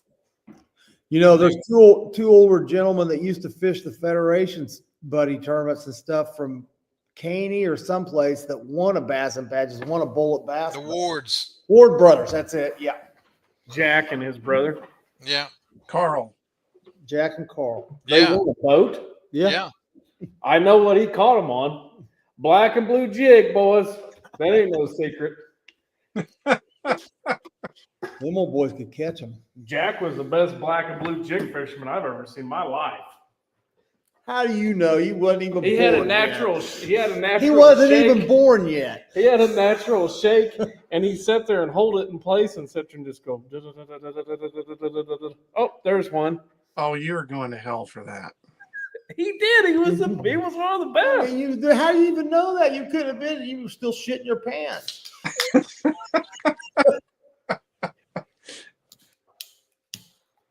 So, What's changed? Well, I wouldn't say that. you know, I love these shows where we don't have anything to talk about, and then I just sit back and go, oh. We could probably still be here in the morning. It is. It's tailgating, and it's fun. I was kind of thinking maybe I'd get you fired up, Dubs, about Brandy Rocket's videos. Nah, What's a Brandy Rocket video? Just think. because he doesn't want to say Randy Blockett. Oh, I call him Brandy Rocket. he was on there. He was on there today talking about Matt Herron's video, or he was on Ike Go Ike yesterday or something, and Brandy Rocket. that dude. You Oh, know, and I fished a bunch of tournaments against Randy on Grand Lake. He was good. did he have a drone over you at Stockton? I figured he would. No. When he lived in Lamar, he had an awesome friggin' lake. Did you get to fish it? Yeah. Because remember his nephew, Chad Randall. his cousin or nephew is Chad. And our boys played football together and all that. And actually I got Chad in the club. Like he didn't even bass fish. His first club tournament he ever fished, he drew me Yeah. on Stockton. He Yeah. was froze to death. I mean, literally, he didn't bring enough clothes. It was like in December. Yeah. Was that really cold one where I asked you where to go? Yep.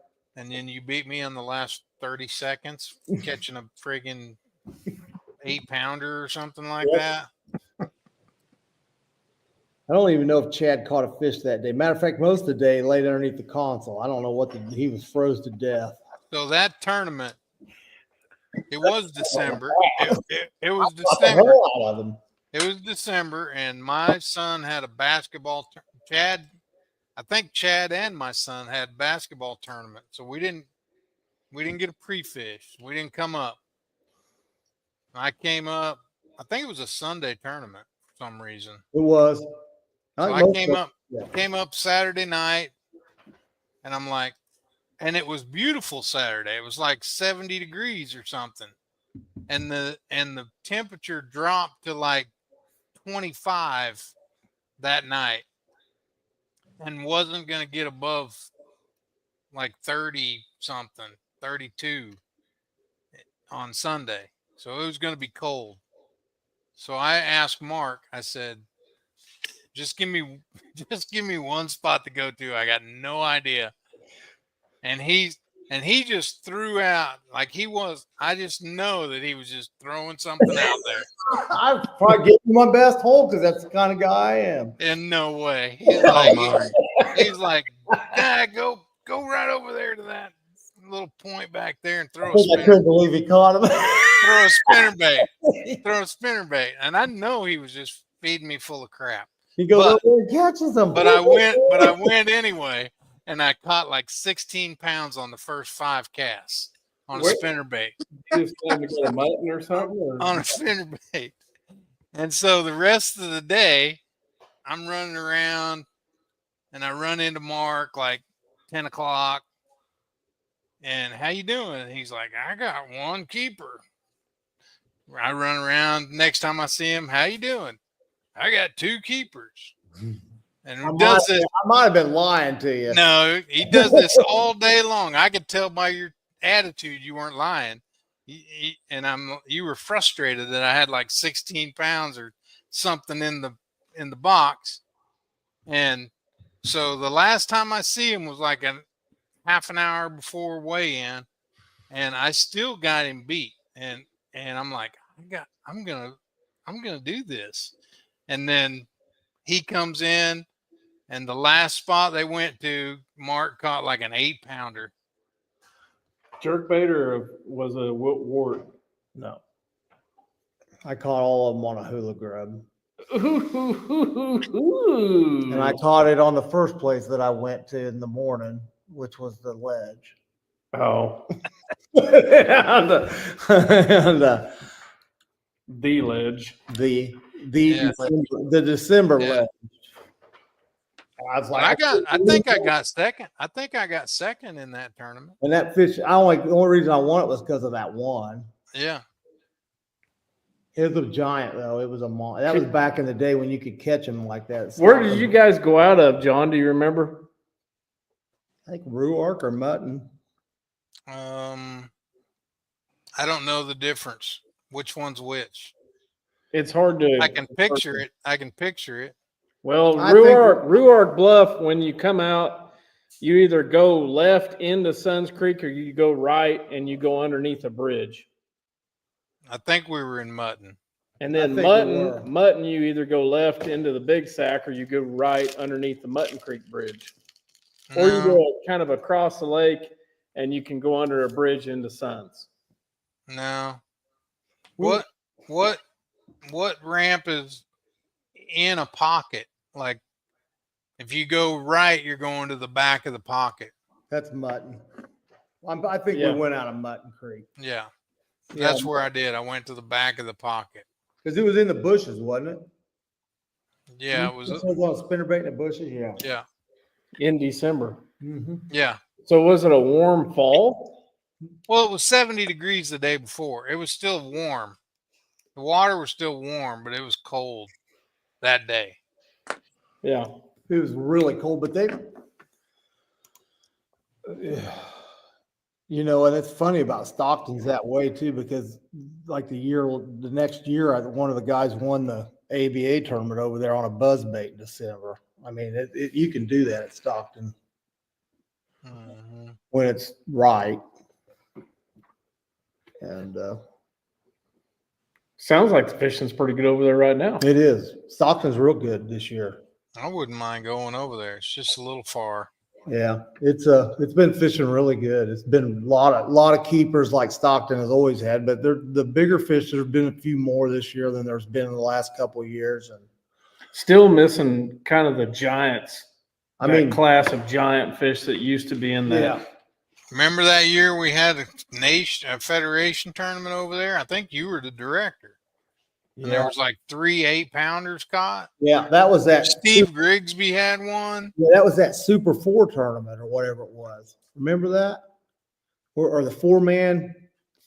We had That might have been one of the first ones where I remember that Steve Griggs or whoever was, I think Steve was like doing the tournaments or something or helping. I can't. And we showed up and we didn't have, this is before I bought all the Bass and Badges stuff. So we showed up and all we got is like 2 tanks and scales. That's it. There's like no pumps, no nothing. And Steve is we get there and the morning before launch, where guys are checking in order to get checked in, he wanted them to go down to the water and bring a 5-gallon bucket full of water up to the tanks. Each one. That was their check-in responsibility. And I'm like, no, this isn't happening ever again. And then I bought that Bass and Badges stuff with, pumps and Yeah. all the stuff. I'm like, who's going to fish our tournaments if we make them walk up the hill with a 5-gallon bucket of water to fill our tanks? I can't remember which one it was, but there was that first team tournament, or it was either a 4-man or a 6-man, 6 boats, 6 non-boaters from each club could enter it. Yeah. And I got a trophy at home somewhere for that because it was the end of March and we just destroyed them. I mean, we won like by 25 pounds. I don't know. That's how all the qualifiers used to be when the numbers were big. Yeah. Your club was allowed you could send as many teams as you wanted, but they had to be 6-man teams. I think I had to pay about 3 of the non-boaters entry fees just to get them to go over there. So we See, have the a whole team. Salina, back in the day when the clubs were big, Salina sent 3 teams, 3 6-man teams, but you fished hard all year long because the top 6, the top 3 boaters and top 3 non-boaters, the club paid their entry fees and gave them a little bit of gas money I think to go to the state qualifier. And if you were on the B team, if you were on team B, you had to pay your own way, or You still part got of to it. go though. that's You the way still got to go. that's the way Big Hill used to do it back in the day. You qualify through your club to go to the qualifier, and if you qualified in Big Hill to go to the qualifier, they paid your way. Yeah. Because that year that I made the state team at Grand, they paid my way down there to fish that. Mm-hmm. Or I guess I made the state team twice down there, or I don't remember. We had qualifiers at Table Rock couple years. Yeah, we did. And Truman, and Mm-hmm. the only time I ever went to Cedar Bluff was back then was for a qualifier, and I went as a non-boater and I made it. I caught a 6-pounder and a 7-pounder on each day. Mm-hmm. Got big bass the second day and made the state team as a non-boater. It was cold. I mean, wow, it was freezing at Cedar Bluff. I was like, that may have been the first time I really swore it off forever. But there was some big fish caught. Yeah. The bass I ever fished, Skip Hutchison was the tournament director. Skippy. I haven't seen him in a long time. Yeah, I had some dealings with Skip and Danny.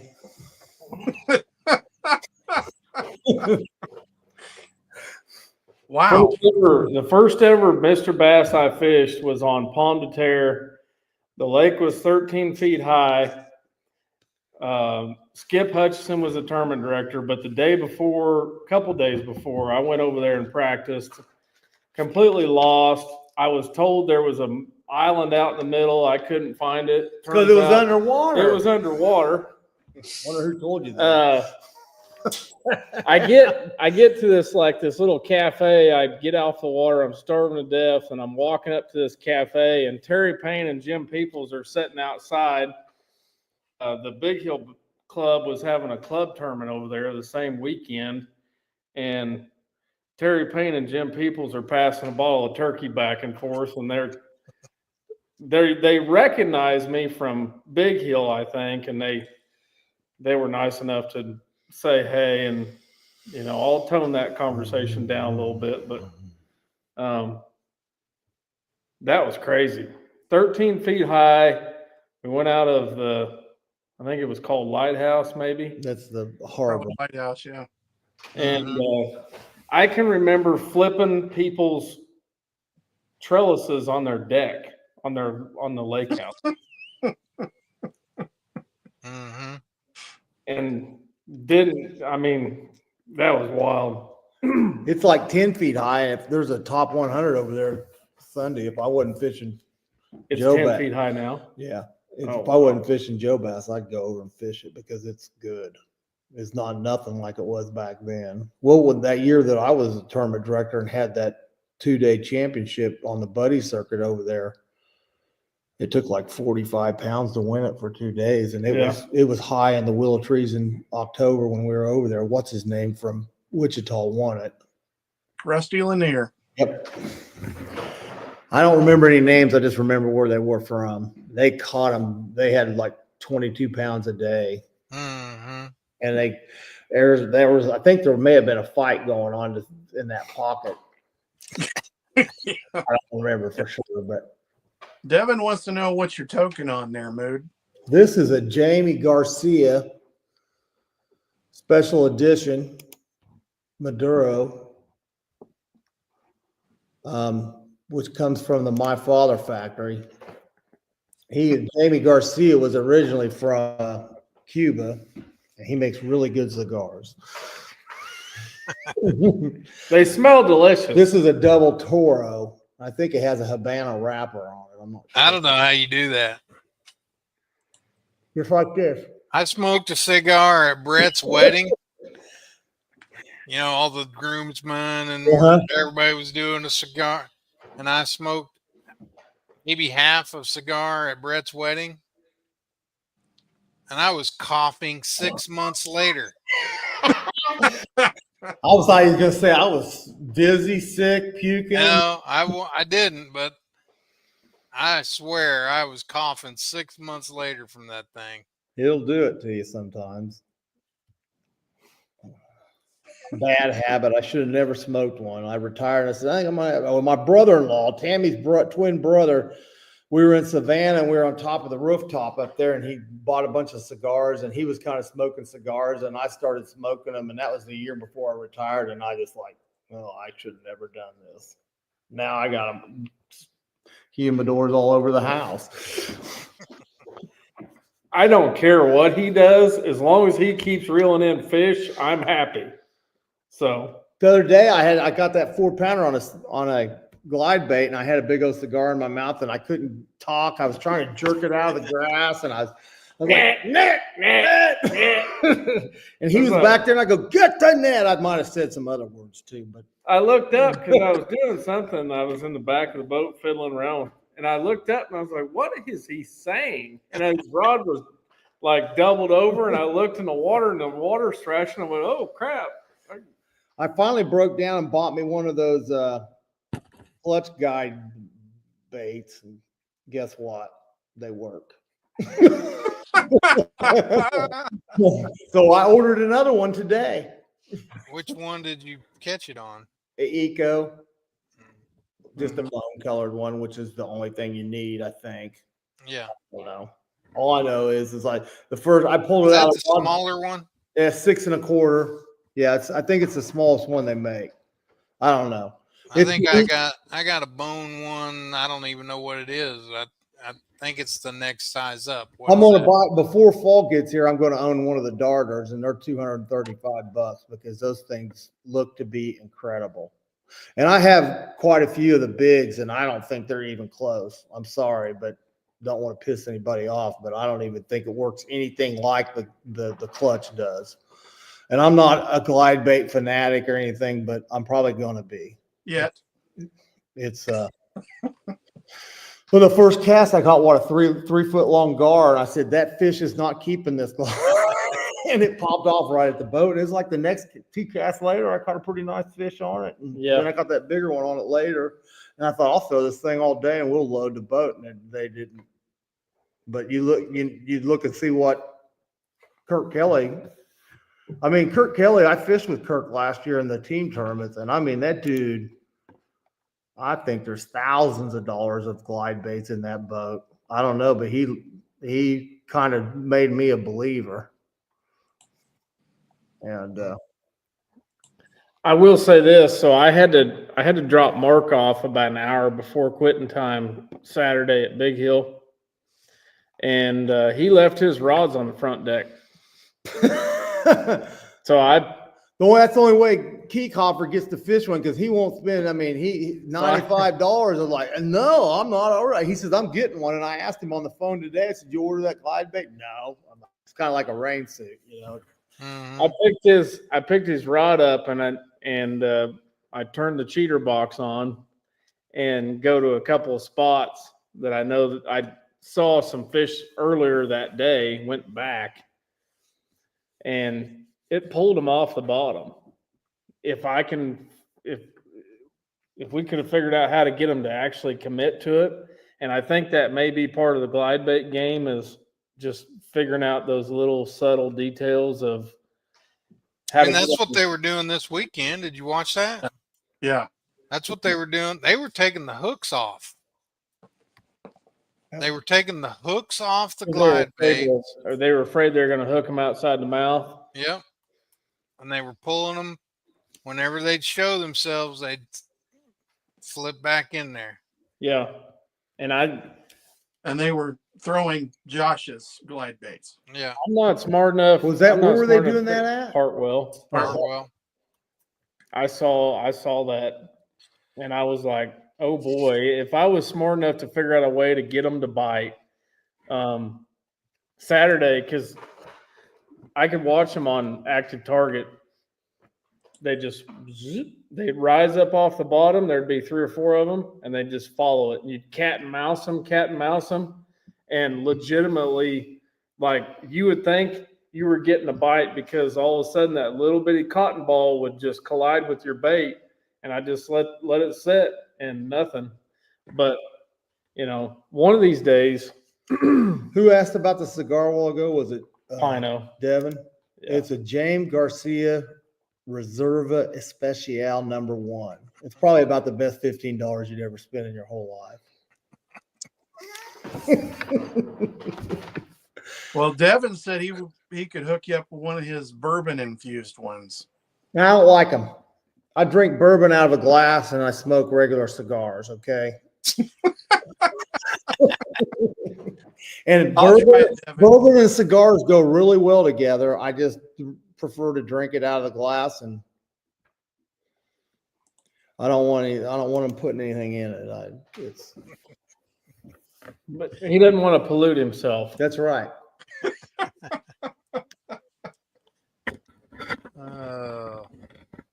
He's naturally aspirated. Mm-hmm. Wow. You know, what's hard with me, and I've thrown the glide bait some. I haven't worked at it like I should, and it seems to be really slow. And you know, I have a problem with slow, yeah. and so Yeah. So I should be good at it. yeah, you would be good at it because you just put your anchors down, just sit there. It's cool though when that big one ate it like a buzz bait. It blew it up. It did eat it good. And I mean, I'm not brand new to the glide bait game. I've got a couple. I don't throw it that much. I've used my glide baits that I've thrown. I've mainly used them to locate fish more than anything with forward-facing sonar. And I think I've been doing it wrong this whole time after what I saw. So It was pretty cool. I don't know. We threw it over at Stockton, but when we started catching them in the bushes, I was just like, I'm done with that. I put everything else away and I flipped bushes.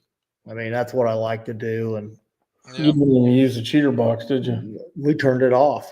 Turn the cheater box off. I mean, it's just, and we had the I opportunity. never turned it on the other day.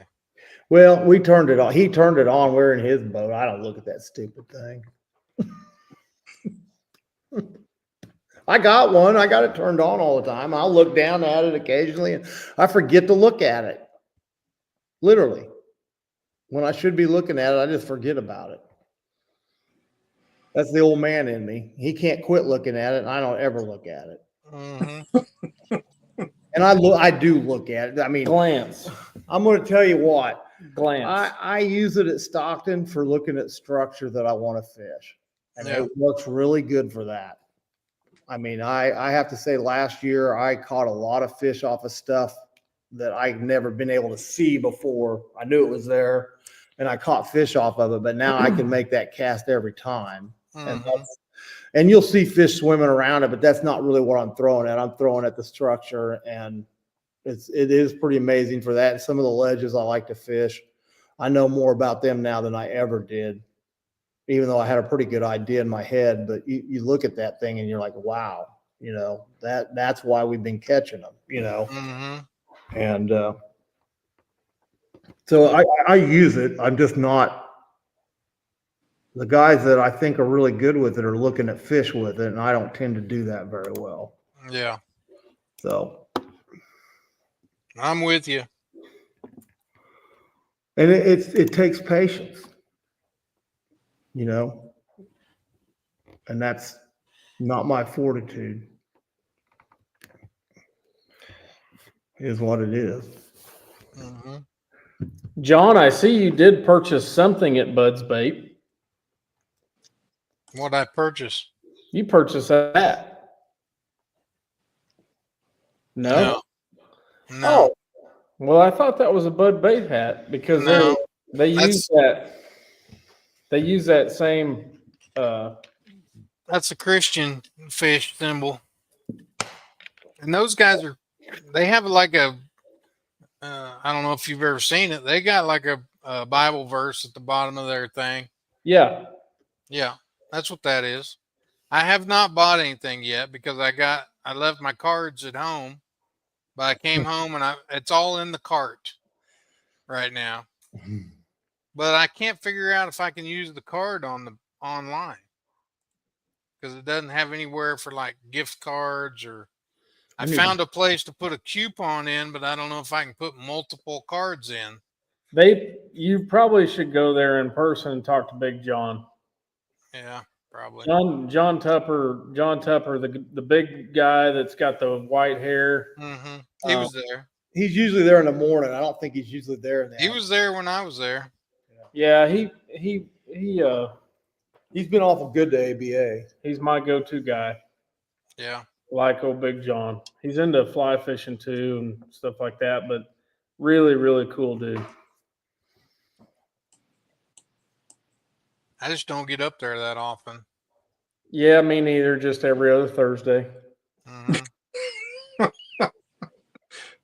Well, it's on your way home, right? I go there every other Thursday because that's payday. Yep. And they've got a pretty cool deal in there. They got a point system. So if you spend a certain amount of money, you get a certain amount of points. And then at some point, if you want to cash those points in for a discount rate, that's what you can do. And I didn't find out about that until about 2 years after I'd been shopping there. And there was one day where I was like, how many points do I have? Like, oh, you got, whatever it was, 3,000 points or some bull crap. And I was like, well, can I get a discount or what? I don't think they've ever used mine. I was like, oh my gosh. You guys keep asking for my cell phone number. What am I giving you my cell phone number for? I'm going to ask him when I go. I got to go there and get gift cards at least next week. Oh, I used your cell phone number the other day Good. to cash my points in. Oh. I'll go over there. I'm going to tell him. I said, don't be letting the thief take my points.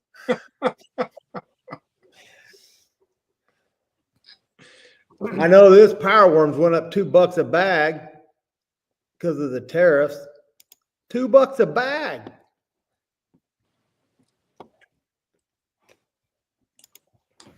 Not that I buy any of them, but they went up $2 a bag. Yeah, no, fireworms are junk. How about we make them in America? That'd be We fine. don't with have to me. worry about it. They might have been made in America when I started using them. That's been a long time ago. I don't know. Probably not. I need to hurry up and get some of Takumi Ino's white powder stuff. If that's the case. What is this? What are we talking about? It's his secret sauce mixture that he puts on all of his lures. He's from Japan. He puts a cream on it and then he sprinkles white powder on it. And his wife was trying to get it across customs before the Classic at Grand. I think I And heard she got that. held up at the airport because they thought it was contraband. He was the guy that was at the boat dock there when we were putting in with the 27-inch Oh my God. NGT You screen should have and all seen that. this dude. He's out there idling around in the middle of the lake. I'm like, just go over to the bank. Mhm. At this Grand Lake, you can see this deep. He's out there idling around. He looking was at in the that. middle. He was in the middle of Fly Creek fishing like the drop in the middle of Fly Creek. The middle of Fly Creek fishing the drop. We were fishing approximately 2 foot deep, maybe somewhere in there. And Taku was fishing in the middle of Fly Creek with a spinning rod. Mm. I don't think he did very good in that tournament. No, No, Like Lee Livesey's going down the bank over there just whacking 4-pounders. It's not real hard. I'm in a little slump down here. I got to figure out how to catch them. well, number one, the water needs to stabilize. That would help. I don't think It's not gonna. I don't think it matters because everybody I've talked to is just ripping them. Not me.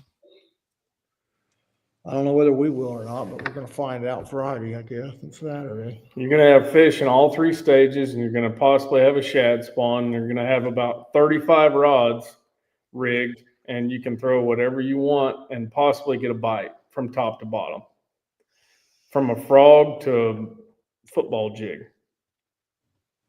I mean, it's Grand Lake, and it's almost May, and you should be able to catch a bass in 2 inches to maybe 10 foot. Yeah. And you should be able to throw whatever you want. I mean, you can even probably catch them on a crankbait I now. was told it was muddy all the way. Oh, to you the can. dam. I was told it was muddy all the way to the dam now.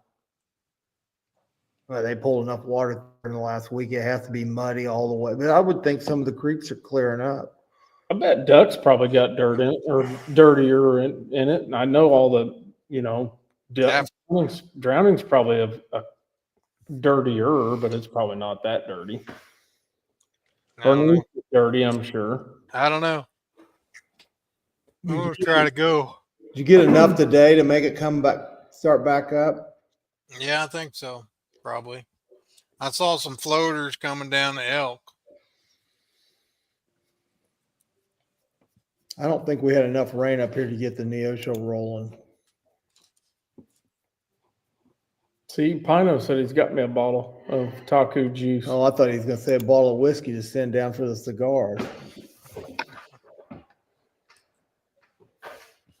Also, Mm.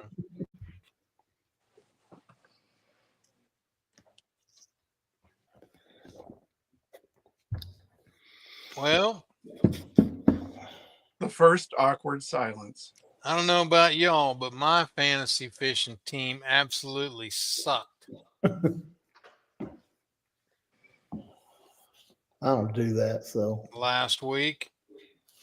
I didn't either. I don't even remember how mine turned out. Well, 2 of ours were the same, so I think we had Will Davis.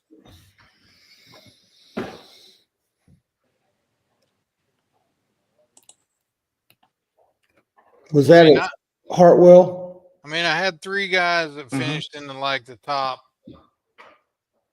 in the 20s, but then the other 2 were like down in the 60s and 70s. One of the girls that worked under my wife in the AR department there at Milo's went to high school with that kid that won it. Isn't that funny? What was his name? Paul Marks. Paul Marks. Yeah, I had Patrick Walters and Will Davis and Brian New. They finished 35, 21, 20. And then I had a 64 and a 69. Who's the guy? Brandon Cobb. Six, And just- 64. Doesn't he live there or isn't he real Yeah. good on it? Yeah. He was the favorite, and he got 64th. Who was the kid that was leading it that didn't? That, Drew Cook, he was He- from Florida. oh, I thought there was somebody else that was right up there that was a local younger guy.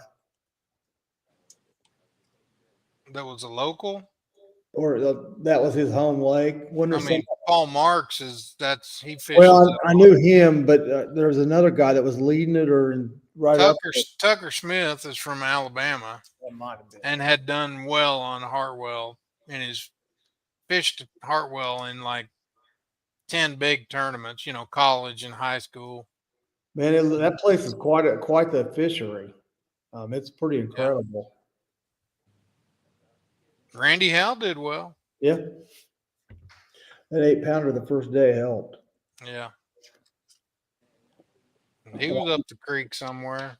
They don't just catch big largemouths, they catch big spotted bass there too. I mean, Yeah. that's big spots from that place. They don't look like the spots we have. No, not the same. There's our current standings. This for the Man, we suck. this is for Brandon the Atkinson. Brandon Ackerson. I mean, he's a professional fisherman. He should be doing well. Kyle Crank. Cranker. Kyle Cranker, he's right up there. Okay. I mean, the rest of us suck. Like, Well, I haven't even picked anybody the last 2 events. well, So not You really. got 2 different accounts, Kyle. I got so frustrated with it, I just quit. Because they locked me out of one and I can't figure out how to get into the other, so I just said screw it.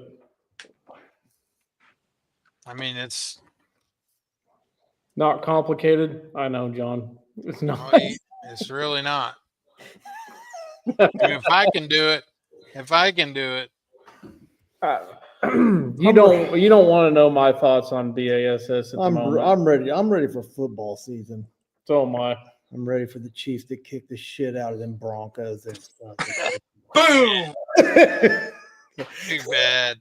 Probably not going to happen this year. Whatever. Shots fired. Them clowns. Shots fired. Do you hear that? Probably not going to happen. I couldn't help myself. It was just, John's like a traitor. He does like KU. Though. How can you be? Russell Wilson. You have to have been on that side at one time and gone over to the other to be a No. traitor. No, Just like Mercer said, it's nice to be hated. it is. It's okay. It should be interesting, though. I think everybody is going to be just like last year. They're all going to be good. I mean, they're saying the Chiefs don't have anything. I'm like, they're still the main bunch is there. So I think that all of them are going to be good. It should be some good games, actually. We 'Cause still I went think to the The Broncos are going to be good. And, They are going to be good, I Oh, think. the Chargers aren't going to be no slouch. Who knows what's going to happen with the Raiders? I don't. Oh, John. We traded. Like I have anything to do with it. Kansas City traded your favorite man, Taylor, to the Raiders. The 74. Yeah, thank goodness. At least he'll be the one getting. I bet He'll cheat. They'll quit calling penalties on him now since he's not with the Chiefs anymore. A bunch of Probably. cheaters. You mean they'll start calling penalties on him since he's not with the Whatever. Chiefs? Oh, He was the my most God. penalized tackle in the NFL. And he could have been even more. They didn't call hardly any on him. He was offsides every single play. Oh no, that's Every typical single Raiders play. guy right there. You know, we can't Every win, so single we're gonna play. cheat on it. We're gonna blame everybody. It's not called offsides when you're in the neutral. False zone. start. False. False start every I can single understand play. when he moves a full step backwards when they calling it on him. I mean, you know, don't He they? did it every time. That's the problem. And they only called it like once every 5. That's because Mahomes was paying them. It's off. better than Yeah. lining up in the neutral zone and losing a football game. Oh. Yeah, the Chiefs they're drafting these dudes I didn't even know. Of course, when you get to pick like 480, You know, but kudos to them. They traded off the turd in the punch bowl. I mean, Jiminy Christmas. Yeah. Thank you, Evan. We appreciate your congratulatory salutation. I think the guys are saying congrats like they want us to shut up and go move on. Like Yeah. I don't know though. Devin's kind of got me wondering about these whiskey and I may have to. If he'd bring me one, I'd probably smoke it. We're communicating via text at the moment. You and Devin? Yeah. He was intrigued about your bourbon and whiskeys and stuff, and I communicated with him that your favorite was that empty bottle over there. Yeah, that happened the night after the boat show. That was not good. Yeah, that's a half gallon. It was gone, and that was after a 12-pack. And I don't know, we drank a lot. It got ugly. Wow. I'm glad I went home. I didn't go home. I texted Tanny and said, I'm on the couch. I'll see you tomorrow. He came here.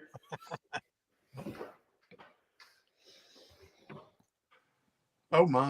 Glenn was riding his bicycle because he has to blow in the drunk thing in his truck. So whenever he goes drinking, he just rides his bike. I think he wrecked it in the ditch down there or something. I don't know. Well, this is a good show, Deb. 217-57. See you, boys. I told you we could go all night, but I got to go to Albert's in the morning because I sold a rod and a reel before I came over here. 218-13. ask me about next time we're on. Ask me about the guy that has to blow in the thing to start his truck at a tournament one time. I'll tell you that story. Actually, the first time I met Tyler Williams at that tournament.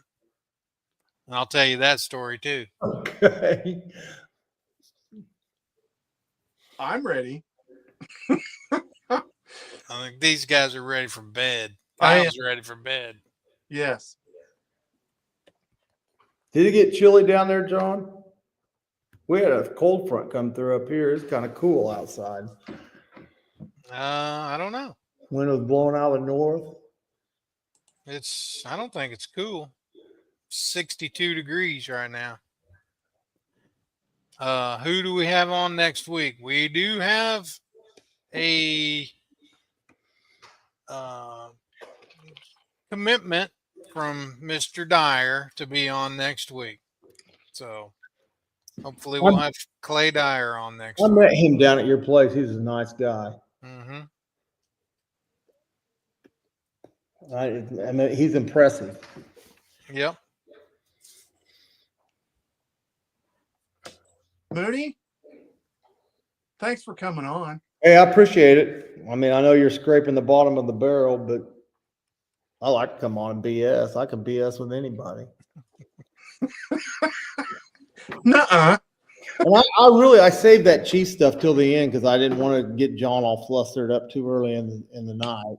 Man, it's baseball. I had it wrote down on my notes.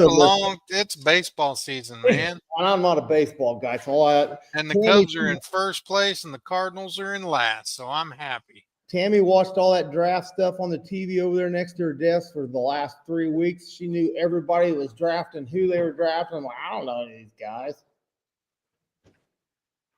And half of them will be traded before next week. Yeah, no kidding. Yeah. The Browns has got 8 quarterbacks. They got Shedeur. They got Shadur. Yeah. They can have him and his dad. And thanks to everybody that came to the Becky tournament. It was a good deal.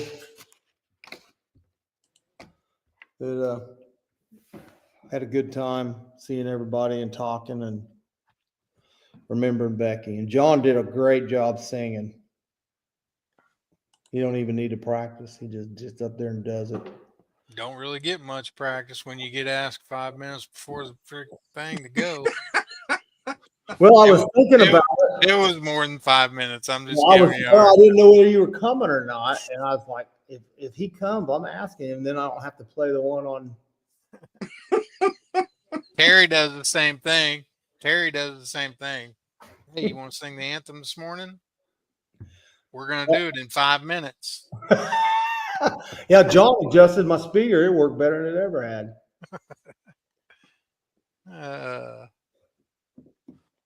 No, I enjoy doing that. You know I do. I'll do it anytime. It was a good deal, too, that you did it. I wish we'd have got somebody to video it. I went live. I went live. He went live and all you could see was his face. Like right here. I'm like, It was the first time ever, and it was an afterthought, and I was like, shit. Kiki, you did fine, but I couldn't share it. Why not? because you got to make it public on Facebook when You you got to put it make, on there. yeah, you had it set to private. You guys all drive down here some Saturday night. We'll have another one of them parties like we had. Oh, yeah. At the Kister, Kiki's Albers East. Yeah. I went to the liquor store on the way out here that night and bought like $200 worth of liquor and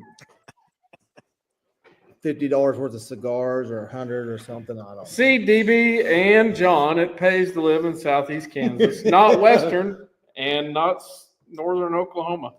I don't live in Western Kansas. Well, maybe I do, kind of. I guess I'm like 6 inches west of Salina. In Western Kansas. Yeah. If you get past Fredonia, it's over. Okay. Love you, DB. Guys, thanks for watching. And thanks for watching all this mess for a whole year. Yeah, it was great. I look forward to it every Tuesday night. Cannot believe that A, we haven't killed each other, and B, we're still doing it, and C, we're kind of gaining numbers. Probably not tonight. Like Mercer said, the average podcast lasts 7 episodes. So that's amazing. We This did 52 of them. Because we took Christmas and New Year's off. 'Cause they were on Tuesday. So this is either 50 or 51. Yeah.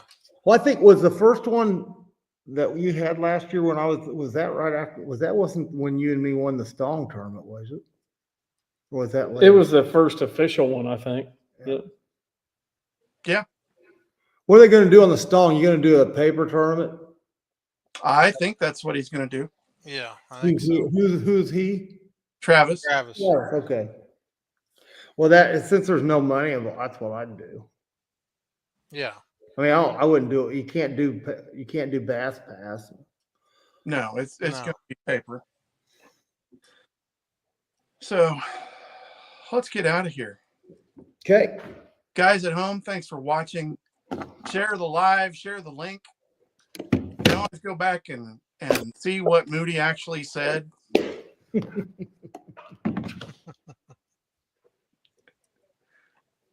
Peace, man. We're out.